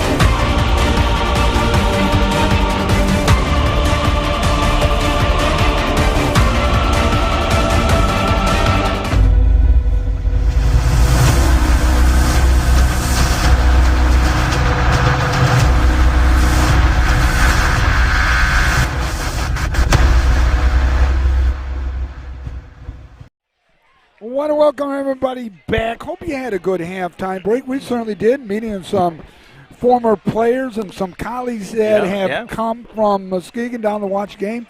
Steve Chartier, he's a firefighter. Steve and the whole family, the Chartier family. Yes, his father and I have been in the fire service for 29 years plus together. Seriously, Stephen played for me, coached with me, and just a great guy and a great family. So let's look at some things. Steve, I'm going to start with you. Recap of the first half, and Sailors getting ball. What do you see is going to happen here in the second half, Stephen? Well, I think you're going to see Mona Shores continue to score points. I wouldn't be surprised by that. I look to see what, if any, adjustments Coach Check does. Obviously, we look at the stats. Cochran, their quarterback, is 4 of 6. He's only thrown 6 times. It feels like more than that. But, for 71 yards. But Hunderman, who, I said originally at the beginning of the game was a key. They needed to get him touches, and he's had 8 carries. Excuse me. Yes, he has had 8 carries and a touchdown, one of those being a 70-yard touchdown run. So Konechny finished the half with 59 rushing yards on 8 carries for a touchdown. Kewan Farnham had 4 carries, 40 yards and a touchdown. And Roberson and McNiff each had 3 catches for 26 yards. I don't see anything on the offensive end for Mona Shores changing. I think it'll be, what adjustment do they bring more pressure? Do they add an extra defensive lineman or walk someone up to the line? I don't know. I mean, that'll be interesting to see in this first series when Mona Shores receives the ball for sure. Yeah, I would agree with you on most of what you say. Offensively, why change? You've been moving the ball up and down. You haven't punted at all. And you've had 3 possessions and 3 touchdowns, so that's not all bad. It's more on the defensive side. You look at Zeeland mixing it up nice. Well, probably the biggest thing is, a couple long plays on the run, some passes, but it's not a major change. I think there's just some minor tweaking right in there to do it. Joe, thoughts from you on what you've seen here so far in this first half? Well, again, to talk about it from an offensive side of the ball, I think we're pretty solid. I think we've been making adjustments like we talked about on the defensive side of the ball as we go. We talk about weapons, and we talk about weapons on both sides of the ball with the same familiar weapons we've talked about for Mona Shores.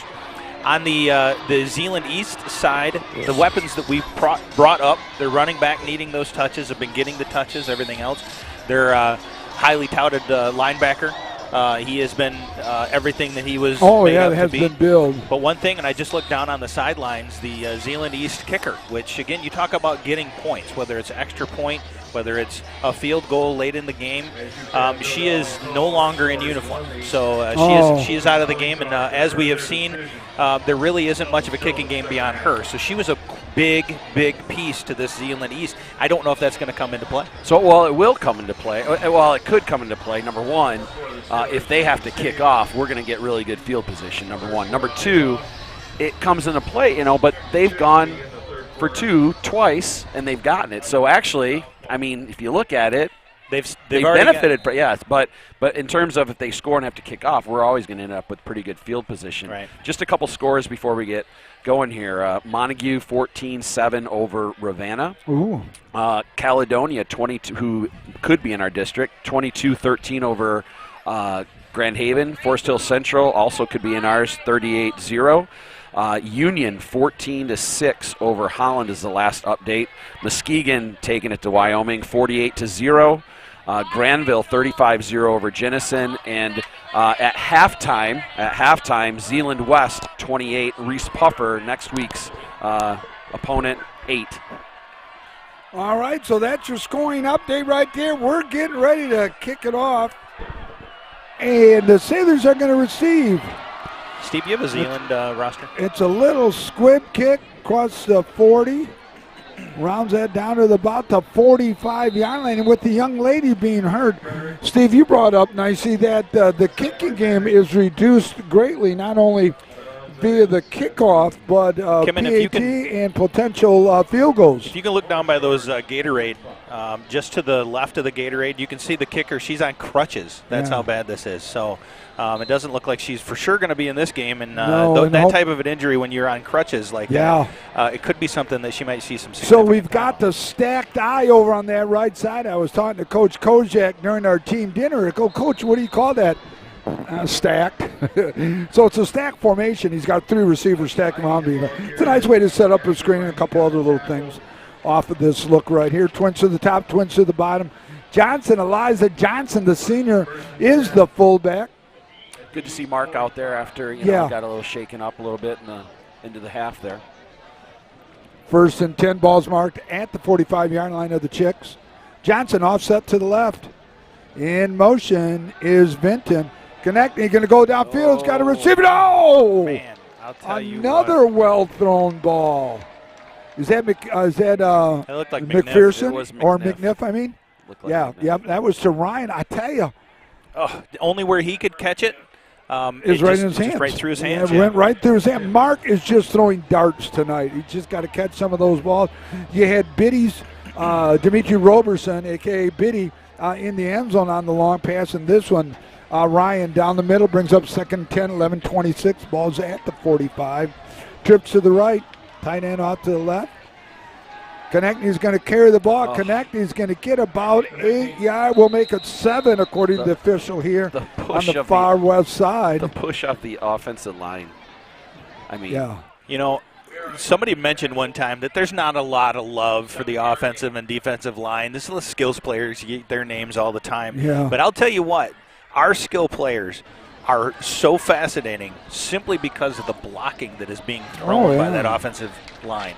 And then on the defensive side of the ball, the pressure that they're able to put and the holding the lines and the outsides, everything else, really it all starts with Konechny carrying the ball again. Konechny's going to get the first down in about 6 extra yards.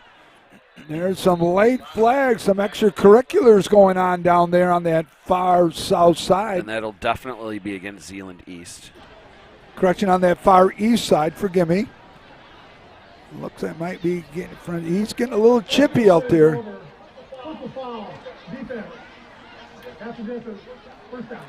Personal foul on the Chicks. It's going to bring ball down to about the 15-yard line, 14-yard line. And if you're the Chicks, this is not how you wanted the second not half at to all. start. Not at all, Joe. But on the Great flip point. side, if you're Mona Shores, it's exactly Boy, gotta love it. Gotta love it. Fast and furious down 1st and 10, balls at the 14. Stevie Wonder. Let me go back.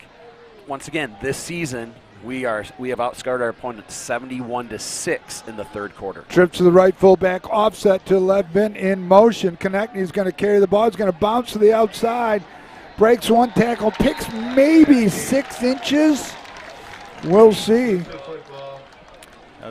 Zeeland definitely had that one dialed up. They were ready for that one. Honestly, I see more and more we go to the well to Konechny, and I think that confidence in his running, his movement, he's got power. He can move fast. He gets through there He's a an lot athlete. faster than a lot of people thought he was going to. And he well, really what it is. does, too, it just adds a different dynamic to your offense. Now you got to key another kid that you didn't think you had to down the road. Vin in motion. Johnson carrying the ball around that left side. He's fouling big Millis. Kemper Millis leading Eliza Johnson. All 311 pounds of Kemper Millis, boy. Lake Michigan Insurance Instant Replay. And I'll tell you what, that's like following a wall around there. It's a wall with legs. 1st and goal for the Sailors. Ball is going to be marked at the 4-yard line. 9:27 counting down. In this 3rd quarter, Sailors making an impressive march down the field with a short field to play with due to the injury to the kicker, who is on crutches right now, going to carry the ball. Almost untouched. Touchdown, Mark Konechny. Take a look at that. Giving on a Lake little Michigan hug and Insurance love to Instant Big Mark. Replay. He almost went completely untouched in there. And again, that is the effect of that offensive line. Oh, without a question, yeah. That offensive line averaging almost 300 pounds across the front 5. 27-16, the Sailors up here against the Chix. Up by 11, going to try to make it 12. Early on here in the third quarter. Third quarter, a little bit later here. There's the snap, the kick, it's up, it is good. So the Sailors have responded nicely after halftime with a drive of about 75 yards maybe to go up 28-16, 9-10 remaining. Hey, we're going to take a minute break, but come on back, everybody. The Chix to receive the kickoff.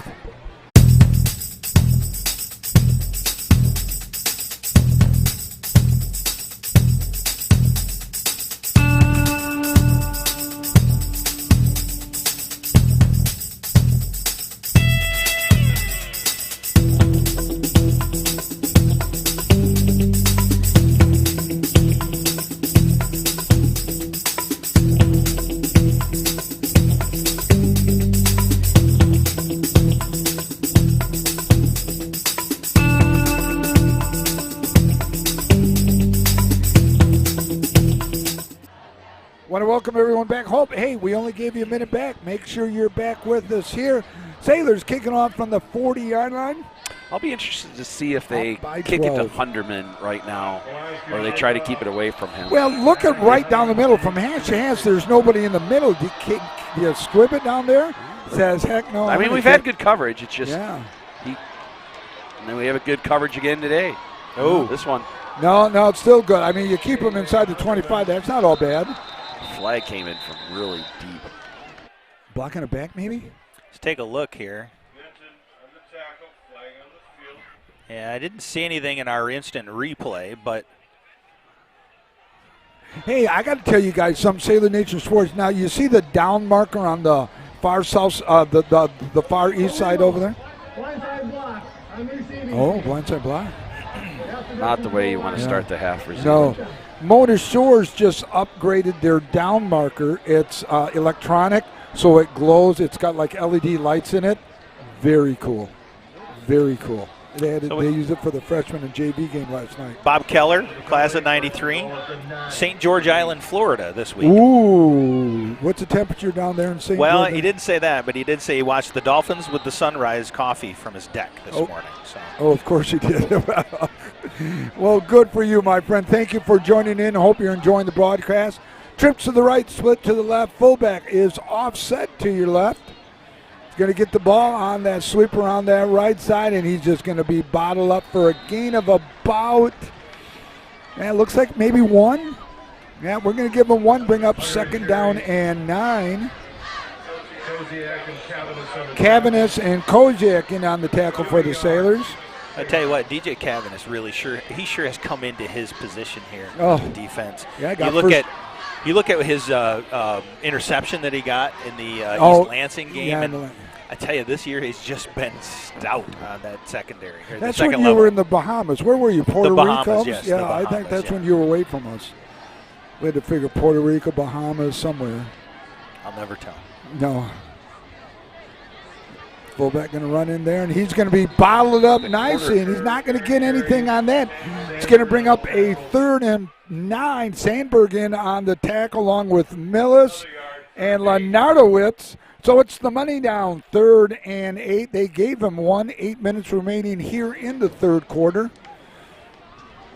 Just want to let everybody know that in maybe in about 3 to 4 weeks, Steve DeLong is going to be running everything here for Sailor Nation Sports. We're prepping them. Joe's got a video. Steve's got his book right here. Steve, I just slid it over for you right here, your book, to help you to study over the weekend. Joe and I are going to be gone. I'm going to be in Cleveland. My niece is getting married, and Joe's got a conference, so Steve's going to be doing everything. And it's caught. He breaks one tackle. That's the tight end. And just stretches out to get the first down by about a yard, Stevie. Almost right on cue, Joe, with Cavanis. Yeah.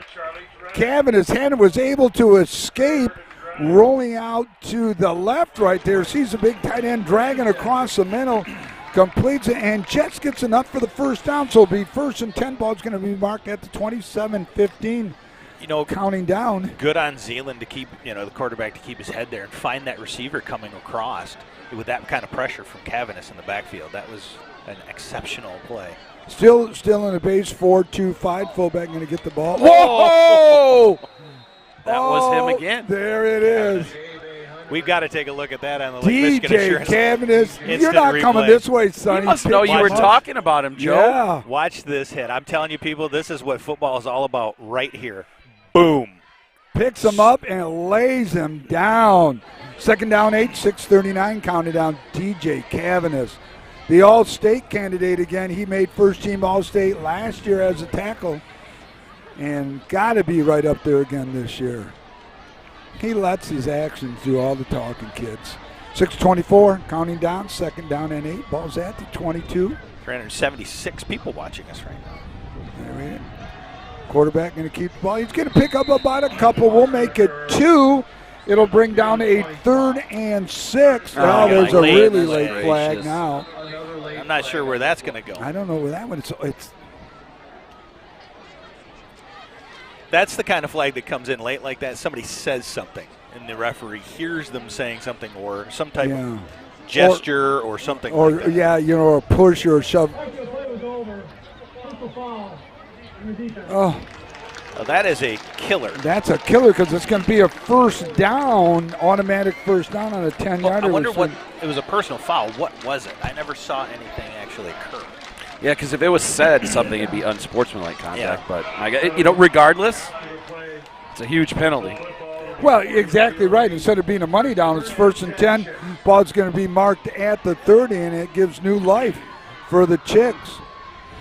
Twins to the slot to the left, split to the right. Double H-back look for the quarterback. Coaches changing up the play right now. Boy, this signaling wasn't even near in existence back in the 70s. Man, am I dating myself. H-back going to carry the ball. He's going to pick up a 5-6. Gets about 6 yards on the carry off that right side. I tell you, they're getting some success around that right side. 3 to 5 yards in the last several carries that have gone over there.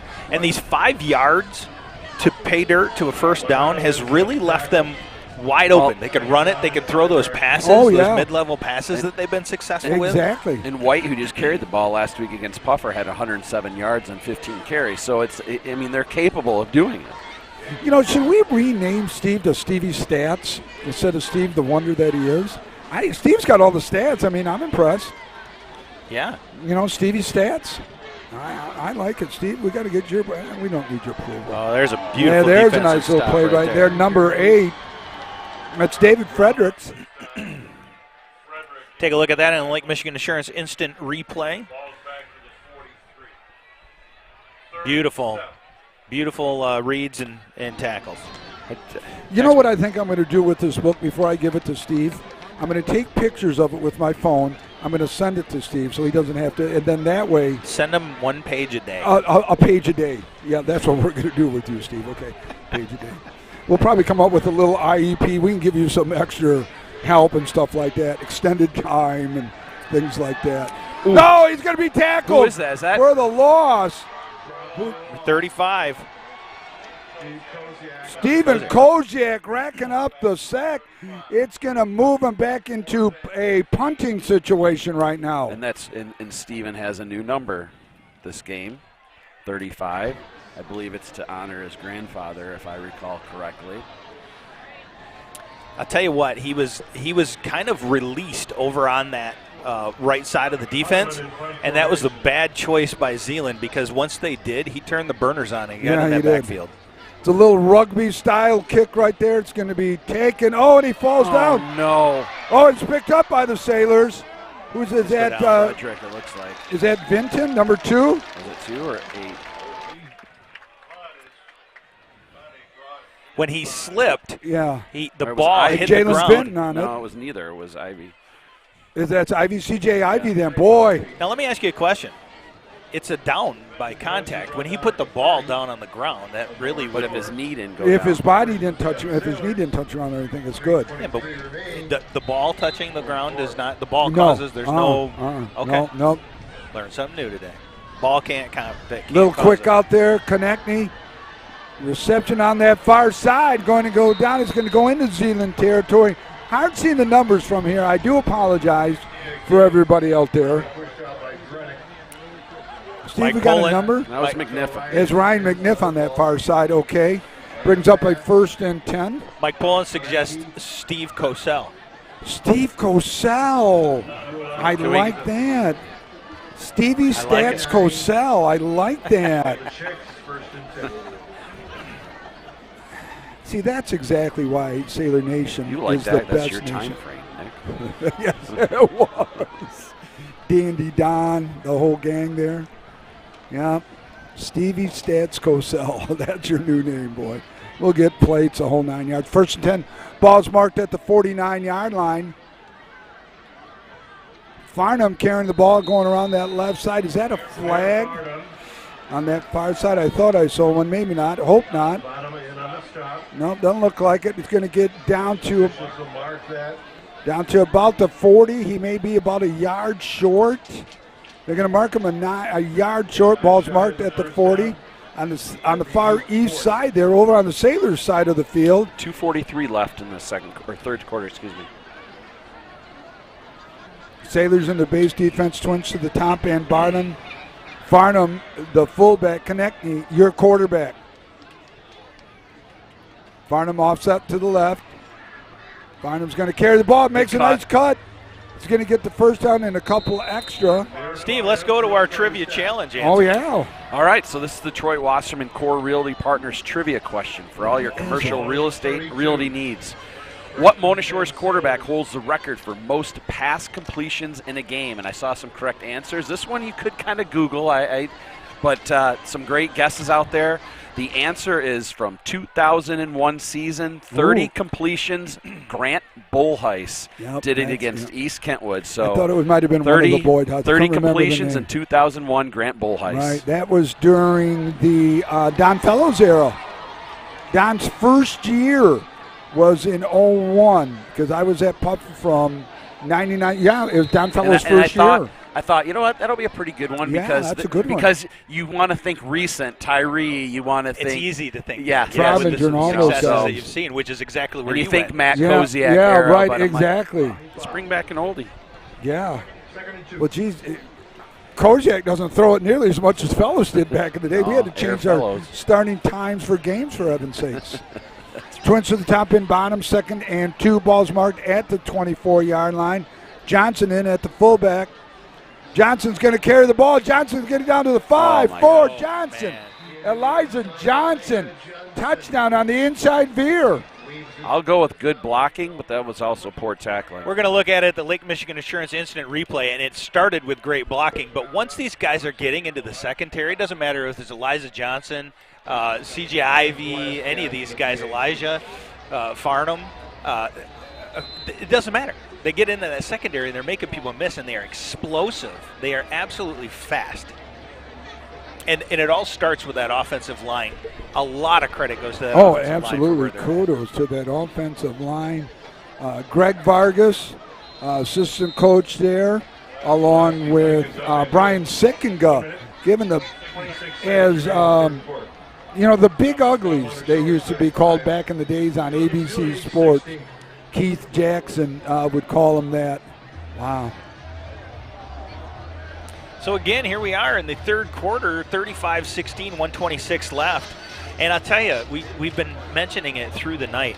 We're sitting here outside in the fans with the atmosphere under a tent that Zeeland they provided us. Well, we it's had so enough kind room. to do that. It really, honestly, it was going to be pretty crowded up there in the press box for us to try to be in there. I love this. Kimmon's right over to the side of us. Hi, everybody. We're actually waving at Kimmon where he's at. And we have a perfect view of this absolutely wonderful It's better than being in the press box, I'm telling you. I mean, we are just, and we've got room.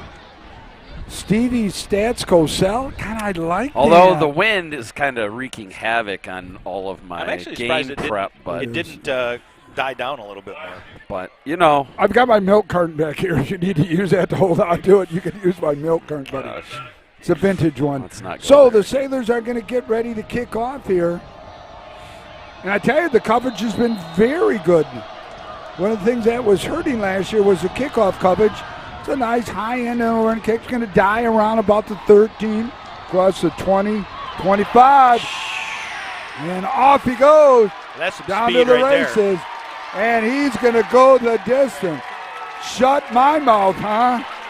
I guess I don't know what to say and when to say it. That's some speed right Boy, there. that's some speed right there.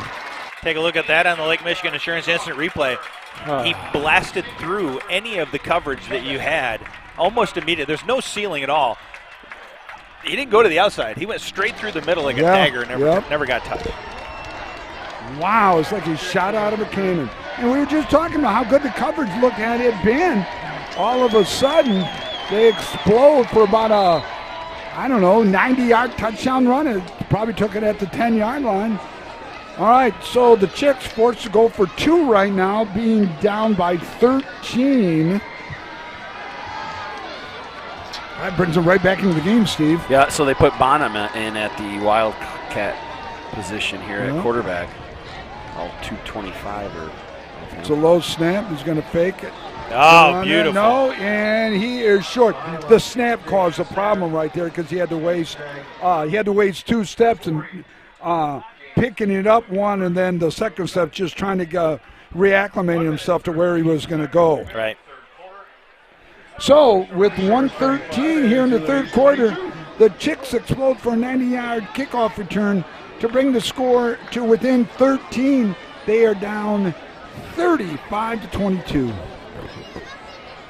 Joe, we have quite a viewership right now, we do. Too. Yep. Thanks for all of you tuning in. What do we got? How many people, guys? 424 people. How many? 424. Wow.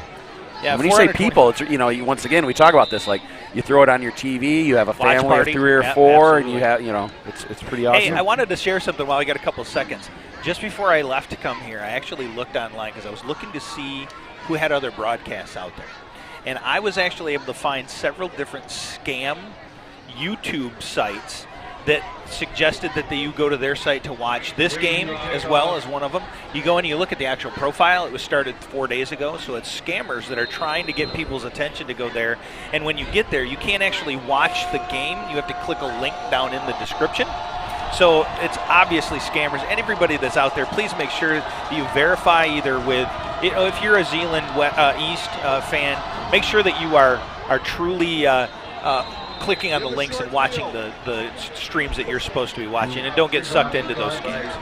This is what's really hurting Zeeland right goodness now. gracious. Is having that young lady hurt and not being able to kick off. Sailors only got a half field to play with. But I'm not going to, okay, but if you're a coach and I'm a coach, you gotta have someone that can at least put it down the field a little bit. Well, not only that, but you got to have faith in your kickoff team, too, a little bit. I mean, they're saying we don't trust the kickoff team enough. Squib it down the middle, go out of bounds. At least it goes to the 35, and then Mona Shores. Nice throw by Konechny out there on the left Mona side. Shores has the option to either take the ball to 35 or make him re-kick. That was McNiff out there. Yeah, McNiff out there. Hey, Joe, talking about scammers, we're the real deal here at Sailor Nation Sports. Oh, for sure we are. And you and I have been talking about it, and Steve, we're so glad to have Steve with us. But everyone out there in Sailor Nation Sports, this is our 5th year, our 5-year anniversary. And Joe, you were talking, we're going to go back, or you're going to go back. Yeah, we're trying to figure out how many broadcasts we've had over the 5 years total. Yep, and it's been, Barnum carrying the ball. Barnum going to go down to that. Going to be run out of bounds at the 5. The line is just destroying Zeeland. Well, East. and this is where I think, Steve, you had mentioned the 8 there's starters. 8 two-way players. Yeah, 8 two-way players no that's doubt about catching it. up with them right there. Conditioning. Absolute conditioning. So yeah, I'm going to try to figure out when we get to our 100th broadcast or something like that to see what it actually ends up being. We've had 3 now live streaming, 3 years. The first 2 we just did the kind of recording it and playing it back on public access television when we could. But this going to the live stream has been phenomenal, and I believe from the comments that I see from our fans that you guys agree. Lenardowitz in there going in motion at the 8-track, number 18. Picks up about 6 46 seconds left in the quarter. Drager in the tackle for the Chix. Second goal to 6. Second goal from the 6-yard line.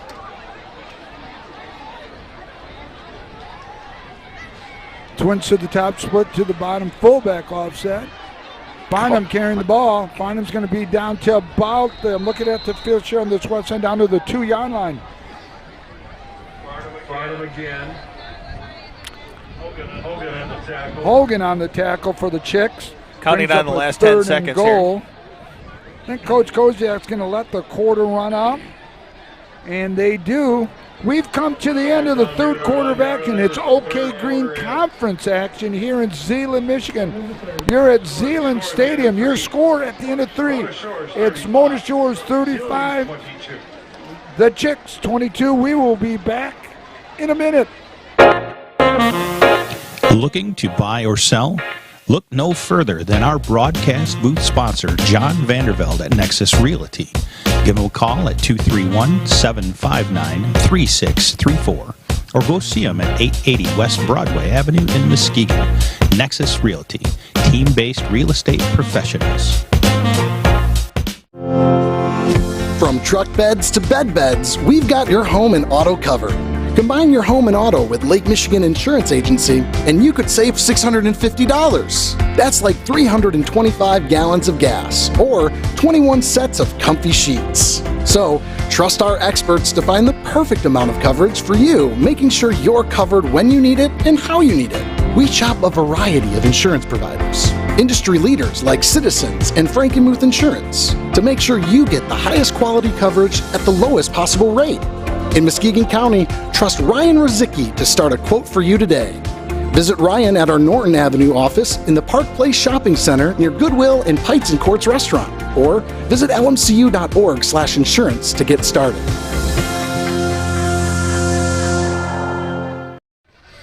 I don't know what you guys had for your quarter break, but we were talking here. Stevie's going to be giving up some scores.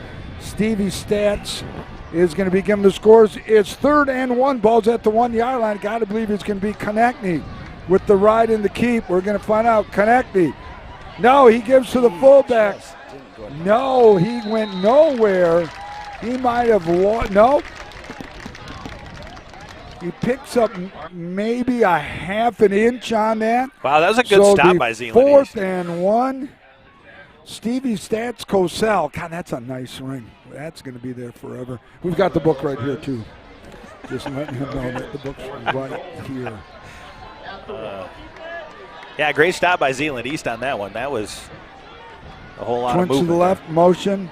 Farnham going to carry the ball. He's going to bounce into the end zone, so it's going to be a touchdown for the Sailors. Sailors are going to be up by 19 now. PAT coming. It's going to make it 20, we hope. By the way, so after the third quarter now for the season, Mona Shores has outscored their opponents in the third quarter 85-12. Wow. Nice. That's a I like that stat. Well, it just shows how you utilize your halftime to its maximum with the right people. PAT attempt, the snap, it's a little high, but it's good. It's up, and it's good. Great kick. 11:23 remaining here in the 4th and final quarter, Zeeland Stadium. Zeeland, Michigan, OK Green Conference action. Sailors up by 20, 42-20. We're going to be right back. Stevie will have some scores right after this commercial break.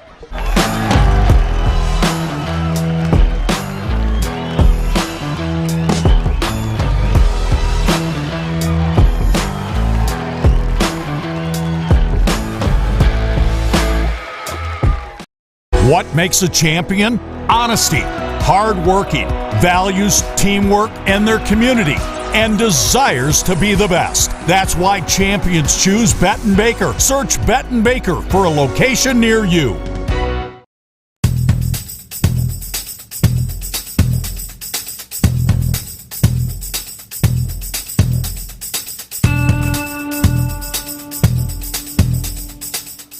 I want to welcome everyone back. The Sailors up by 20 now. I say comfortably, but we've got to kick off. I don't think you're going to see it deep anymore, Steve. I don't know if I we're gonna would. find I mean, out. there's. I mean, I you know, after someone returns it for a touchdown, you probably want to kick it in a different direction. Well, but, you know. if Kimmin can peel, next time we score, I'm going to have Kimmin peel. There's nobody in the middle of the field. Well, guess the what? high end over on the kick is going to go to the same young man. 10, 15, 20. Across to the 25. That was dangerous. He's going to be down. God, he's just scary. One block, and he would have had another 15 yards right, without Joe. a question. Man. Yep, Steve, you got some scores for us? I do.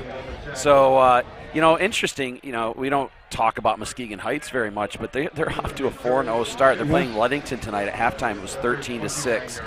Caledonia is 22-13 over Grand Haven. Forest Hill Central, 38-0 over Greenville. Holland is 22-21 over Union. Muskegon 55-0 over Wyoming. And Ravenna and Montague, 14 Montague, Ravenna 7. And actually, one last score, sorry. Zeeland West 34, Reese Puffer 8. Okay, I'm wondering if on another big one, quarterback keeping off that right side, he's going to get to the line of scrimmage. Oh, he's just crushed over there.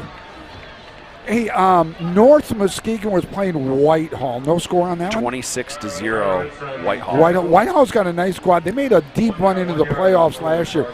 And I tell you what, for a D5 school, Whitehall's got a great JV program coming up, I'll tell you. They were tough. Trips to the right, split to the left, fullback offset to the left now. 2nd down and 9 after that gain of 1. Fullback going to carry the ball on like the little counter trade. He's going to break through down to about the 45-yard line. So that's going to be a gain of about 15 yards. It'll be 1st and 10. Ball's going to be marked at the Zeeland 45, Stevie. Yeah, I mean, they just keep trudging. Like I said, There's you know, no last quit in week the he had Chix. 115 yards rushing. He's a sophomore, actually. Yeah. I mean, they just keep on coming back. I mean, you can't rest right now. There's still 10 minutes left in the game.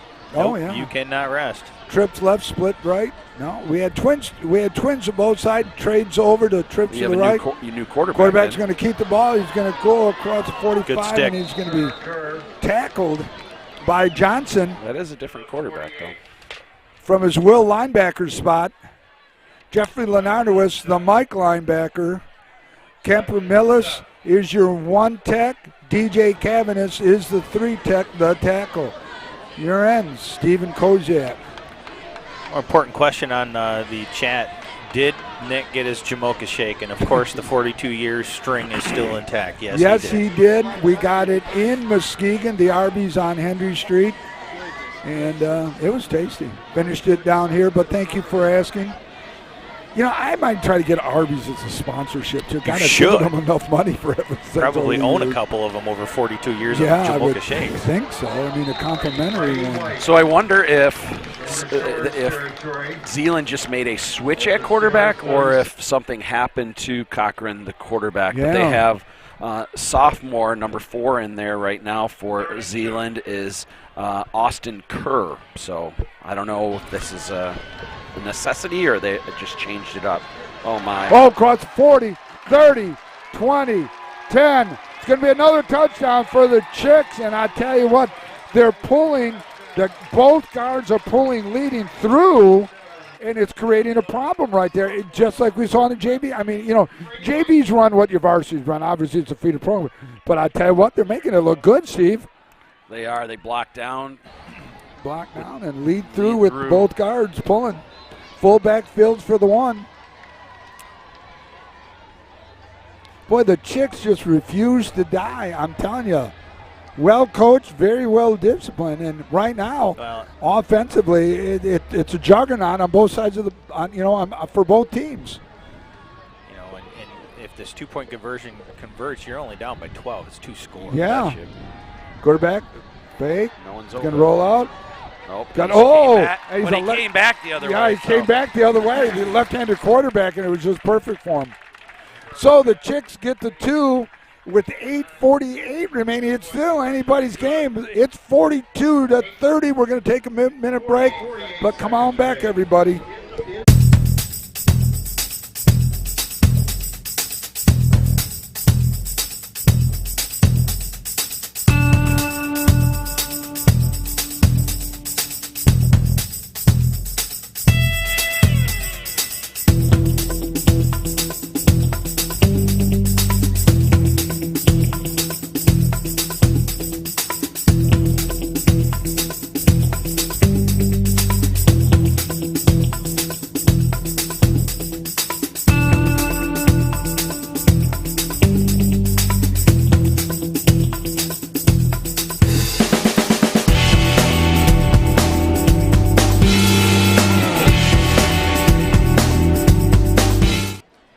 The Chicks refuse to die here at Zeeland Stadium. We got a game, kids.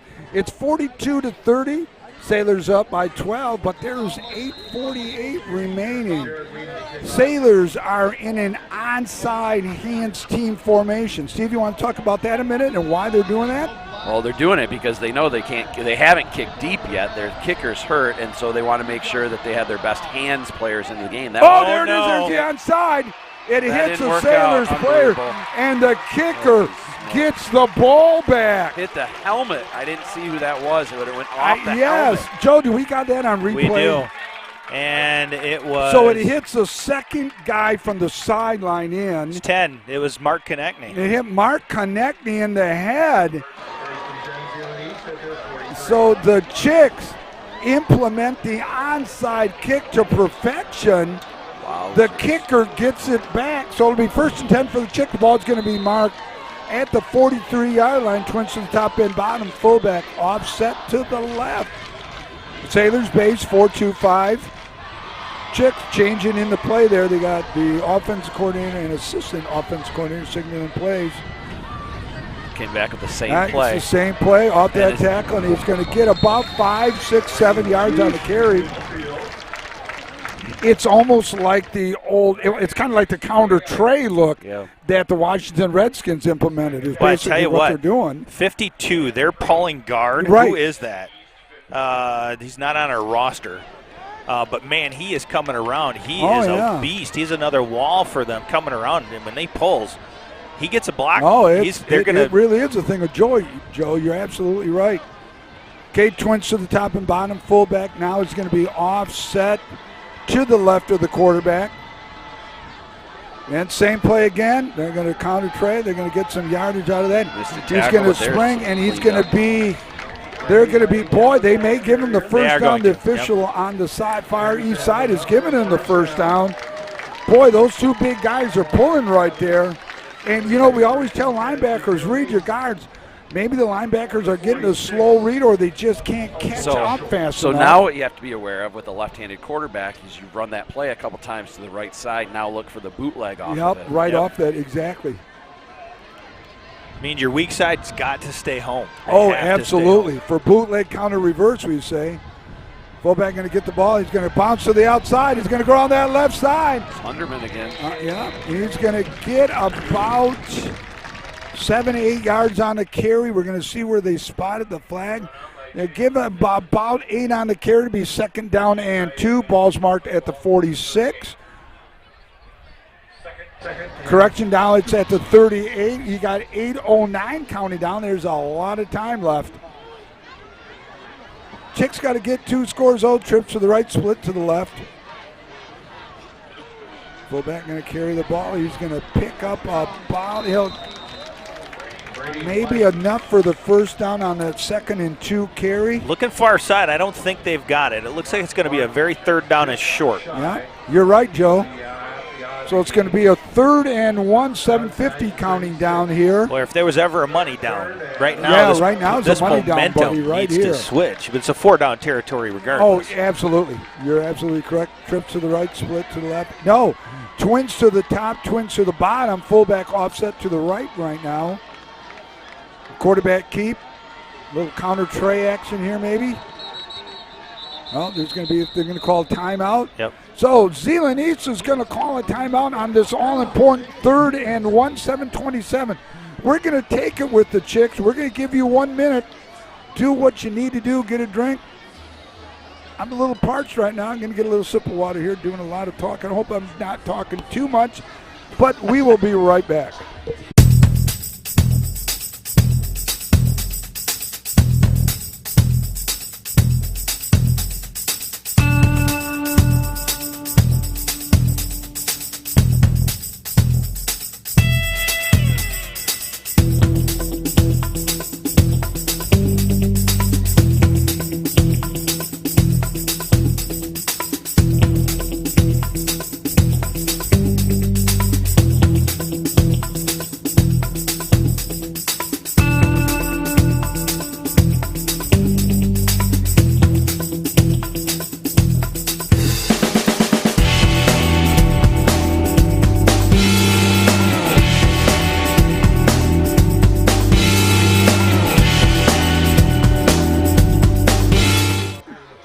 welcome everyone back. Hope you had a quick break. This is talking about money downs, 3rd and 1.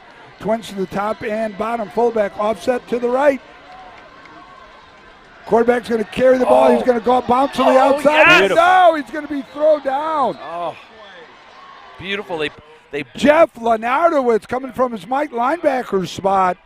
It's going to be a loss of about 1. It's going to be 4th and 2. Well, this is interesting, though. I mean, you don't have anything to lose. 7:05, still counting down. 4th quarter. You're down by 12. You've got to get a score right away. Oh, this is 4-down territory, regardless. Yeah, right. If this was early in the game, I think they might kick it. 4th and 2, but God, I didn't get that call. What do you think, Steve? Do you think this is going to be a pass? 2 runs in a row. They've stopped them. No, or it's going to be this play over to this side. It's going to be this counter tray. Here it comes right now. It's going to be the counter trade. He's going to, and he just got it. Yeah, you're going to come back to the bread and butter, the counter tray right there. And I'm surprised they didn't do it before then, but they waited till the 4th down and get it. They got it. So they get a fresh set of downs. It's 1st and 10. Ball's marked at the 34. So now the clock becomes an adversary with 6:38. Zeeland has 2 timeouts. Sailors have 3. Obviously, they're not going to use them. Twins to the top and bottom. Fullback is now offset to the left. 430 viewers joining us right now. With us. Glad to have everybody with you, no matter wherever, however you're watching and listening. We thank you so very much. In motion. It's going to be a little jet, fake jet, gives to the fullback. He's not going to go anywhere. Good penetration. Elijah came up. I think that was Elijah. They seem to have found a chink in the armor on our left side of defense because everything it seems to be going to the short side there, Steve. Well, I think with that right there, they obviously keyed off of that a little bit better this time. And, and if they could shut that down a couple of plays in a row, you put them in a 3rd and long, it's going to really put them back on their heels. I wonder why you're not using that number 3, though, in the fullback spot, doing that counter trade. God, he can just hide so well in. He's got additional speed. Surprised myself. Yeah. Twins to the top and bottom, fullback offset to the left. A little counter. There's a little bootleg. Going to go downfield. Nice ball. He's got a receiver wide open. Oh, my goodness. Oh, nicely defended there by the defensive back for the Sailors. Who's that? Shebe Hunderman. I think that was. Is that Vinton? Jalen Vinton. J-Dog, as they call him. Boy, looking at that in the Lake Michigan Insurance Incident replay, that ball was money. Oh, yeah. Money and went right through his hands. So, Sailors avoid the touchdown. It brings up a 3rd and 11. 5:25 counting down. Ball's marked at the 35-yard line. You maybe try to get part of it right now. Quarterback's going to roll out to the left. Watch it setting in the middle. And he's going to tuck it. He's going to lose about 1, maybe 2. It'll bring up a 4th and 13, 5:14 counting down here. Boy, this is going to be tough right here. You got a gadget maybe, a flea flicker, something. I tell you, in your bag of tricks. What he was looking for in that mid-level didn't open up on that one, where it has been opening all night. And because it didn't, Koziak had plenty of time to get over there and wrap him up. So 4th and 13. The clock is winding down. The Chix have 2 timeouts. Surprising that you 1 trip to the right, split to the left. Your fullback offset. We're going to see right there. Quarterback is going to go back. Watch your He's going to run. He's got a little dunk. Oh, my goodness. Didn't get it. He didn't get it. Or did he catch it? He caught it, but he's short by about 2 yards. Oh. So their Sailor defense stands tall in this last drive, and the Chix come up about 2 yards short. Number 45. 4:36 counting down. Yards again, the ball's at the 36, 26. So got to see the Sailors are going to use a lot of the clock. Probably keeping it on the ground, I think. With the fullback and Farnham going to be carrying. Farnham and Johnson. Yeah. Farnham, Johnson, and Mark. Yeah, I think that's what you might see a couple jet H-back. sweeps. Twins to the bottom. H-back. Konechny's going to carry the ball. I will tell you what. Konechny's going to pick about 4 yards. Go ahead, Joe. I'm actually glad to see that a turnover on downs because right now, you know, any types of kicks are really you can't predict what's going to happen because their normal kicking game, you know, a punt obviously would have been different, but anytime you're kicking that ball has been weird for Mona Shores tonight because it's not something they've expected. Exactly. Brings up a 2nd down and 6. Sailors taking their time. We're down to 4 minutes remaining. Sailors have 3. The Chicks have 2. But you're down by 2. You know, are you going to blow them here? Mark waiting for the official to count it down. Using all of the clock right here. Johnson carrying the ball. Johnson's going to break a couple tackles, and he is. First down. Boy, it looks like they're going to, the official on that far east side is giving him the first down. That'll eat up another minute and a half, unless the Chicks call a timeout. But you're down by 2 touchdowns. Realistically, they're probably not going to burn the first downs. So we haven't talked much about it this year, but this is one of those times where Mark, as the quarterback, he'll be looking at the back judge, waiting for his hand to go up in the air, which signifies there's 5 seconds left, and he'll start counting it down. So Mark most likely will not snap the ball until he sees the referee's hands counting in the air, and then he'll snap it to try to make use of the full clock. So the clock starts. So his hand is up, letting him know. And there goes the count. And they snap it. Yep. Johnson carrying the ball is going to pick up about 4 yards on the carry. 1, 2, 3, 4. And there's your first timeout. So there's your first timeout by the Chicks. And we're going to stay with you here. So Steve and Joe, I'm going to start with you. So your Shores, and do you keep doing what you're doing, Joe? Oh, without a question. Even if you were to go down, I suppose if you went down and you scored inside of 3 minutes, that pretty much puts the dagger. But right now, anything can happen. This Zeeland East team is fired up. They're looking for an opportunity for a turnover. They're looking for an opportunity for a stop with any time on the clock. If they were to be able to go down and score quickly, we've already seen one onside kick success because it's just a weird kicking game right now. I wouldn't want to put the ball back in their hands at all.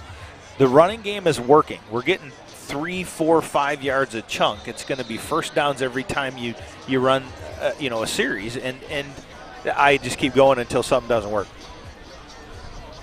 No, I'm in agreement with you. Steve, thoughts with the last 3 minutes? No, same. Yeah, just eat up the clock right now. You'll see Zeeland probably load the box, which means they're going to bring more defenders closer to the line of scrimmage. So could we get a jet sweep in here? I was just going to say, absolutely. Yeah. I mean, I think the running playbook is still wide open for Matt. Oh, absolutely. 2nd and 7, exactly 3 minutes remaining. Trips to the right, split to the bottom. Farnham carrying the ball. Farnham's going to break one tackle, break another tackle, and there's another first down. So that may seal up the game right here as far as forcing Zeeland to use their last timeout. Again, it starts with the blocking by the offensive line. He gets in behind the big boys, going down that right side. But then he has a lot of balance in that run. He's getting hits. He's got to stumble, but he keeps on his feet. He keeps pressing forward, keeps those legs moving, and then we got a first down. Base formation, twins to the top and bottom. Johnson in at Farnham in at fullback. It's right behind Konechny, waiting to see where he's getting. Now he's going to shift over to the left. Going to use a little clock. Coach Kozak is going to change the play now. You're down to 2:20 here. Fullback trap. Farnham's going to get the ball. 40, 30, 20, 10.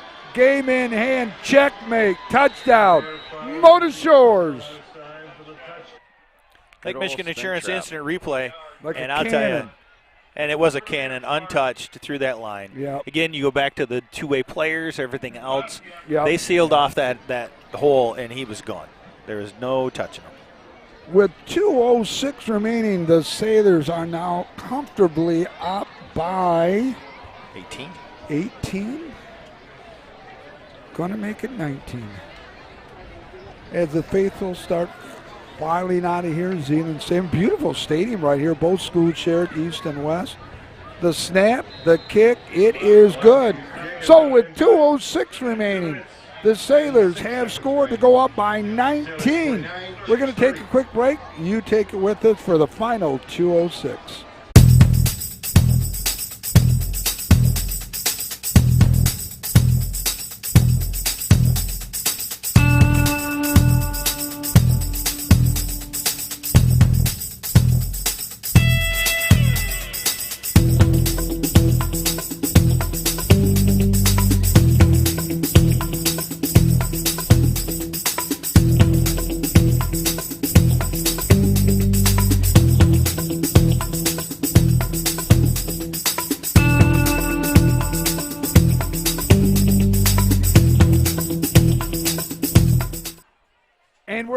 for the final 2:06 and a little post-game wrap-up here, Stevie Stats Cosell. That's the great-grandson of Howard Cosell.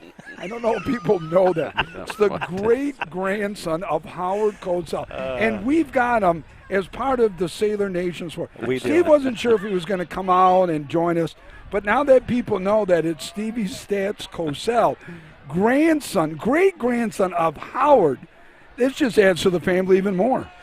Man. So it's a kickoff right now here. Squib kick, Steve. Sometimes you do leave me speechless, Nick. Like I don't really know what to say to that. So I'll just let you keep talking. And I have too much fun because we love it.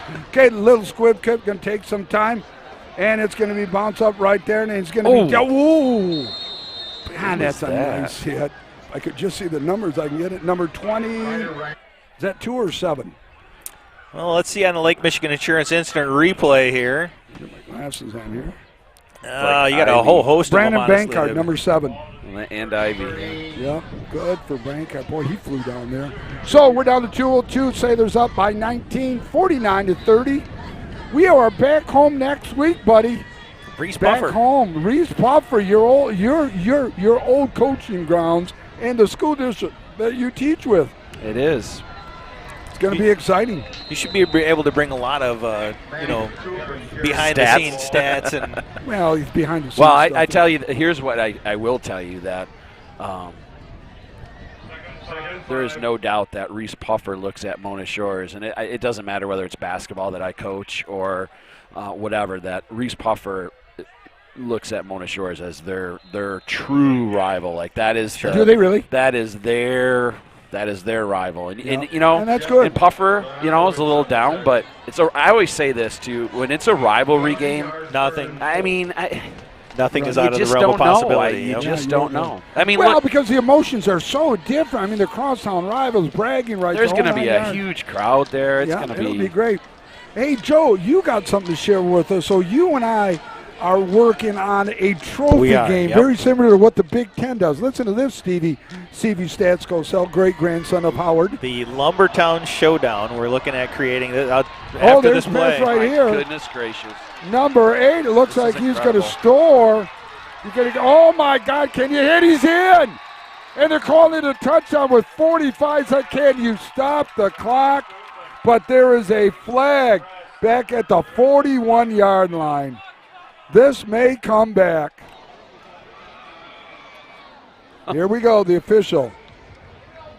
The proverbial ineligible receiver downfield. Wow. Bumbling, rumbling, and stumbling. Where they aren't supposed to be. Penalizing, yeah.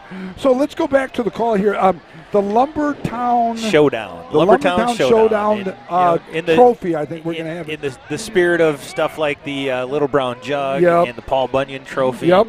We're going to try to create something. Sailor Nation Sports Network, we're going to try to have it as a traveling trophy between the Muskegon and Mona Shores game, and something that will be able to be shared between the two schools in that rivalry. It's going to be the inaugural game this year, but we got to get to we're working. Todd. I already talked to Todd. Todd said go ahead and do what we need to do. So we're gonna move forward. Well, I found the trophy, Joe. You seem to like it. We're working on it. And we're putting it together. We're going to put it together, and we're going to try you're building the trophy? No.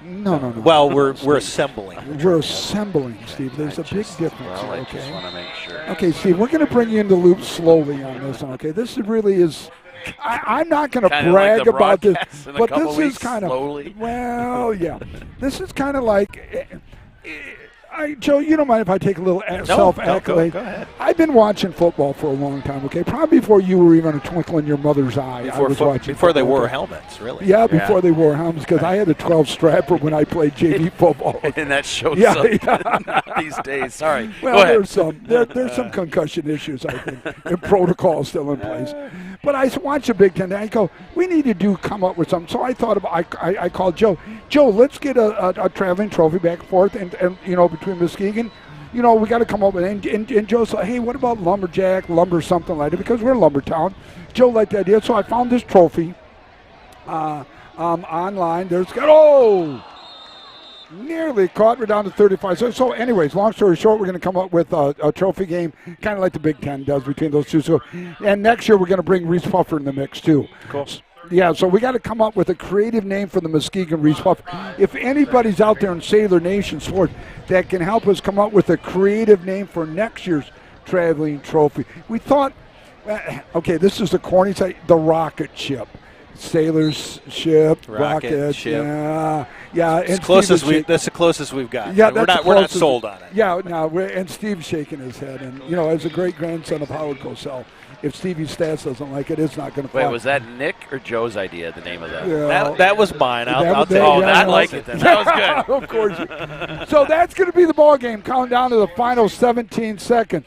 The Sailors come away with a victory, their 4th of the season, to improve their record to 4-1, but more importantly, undefeated still in the conference.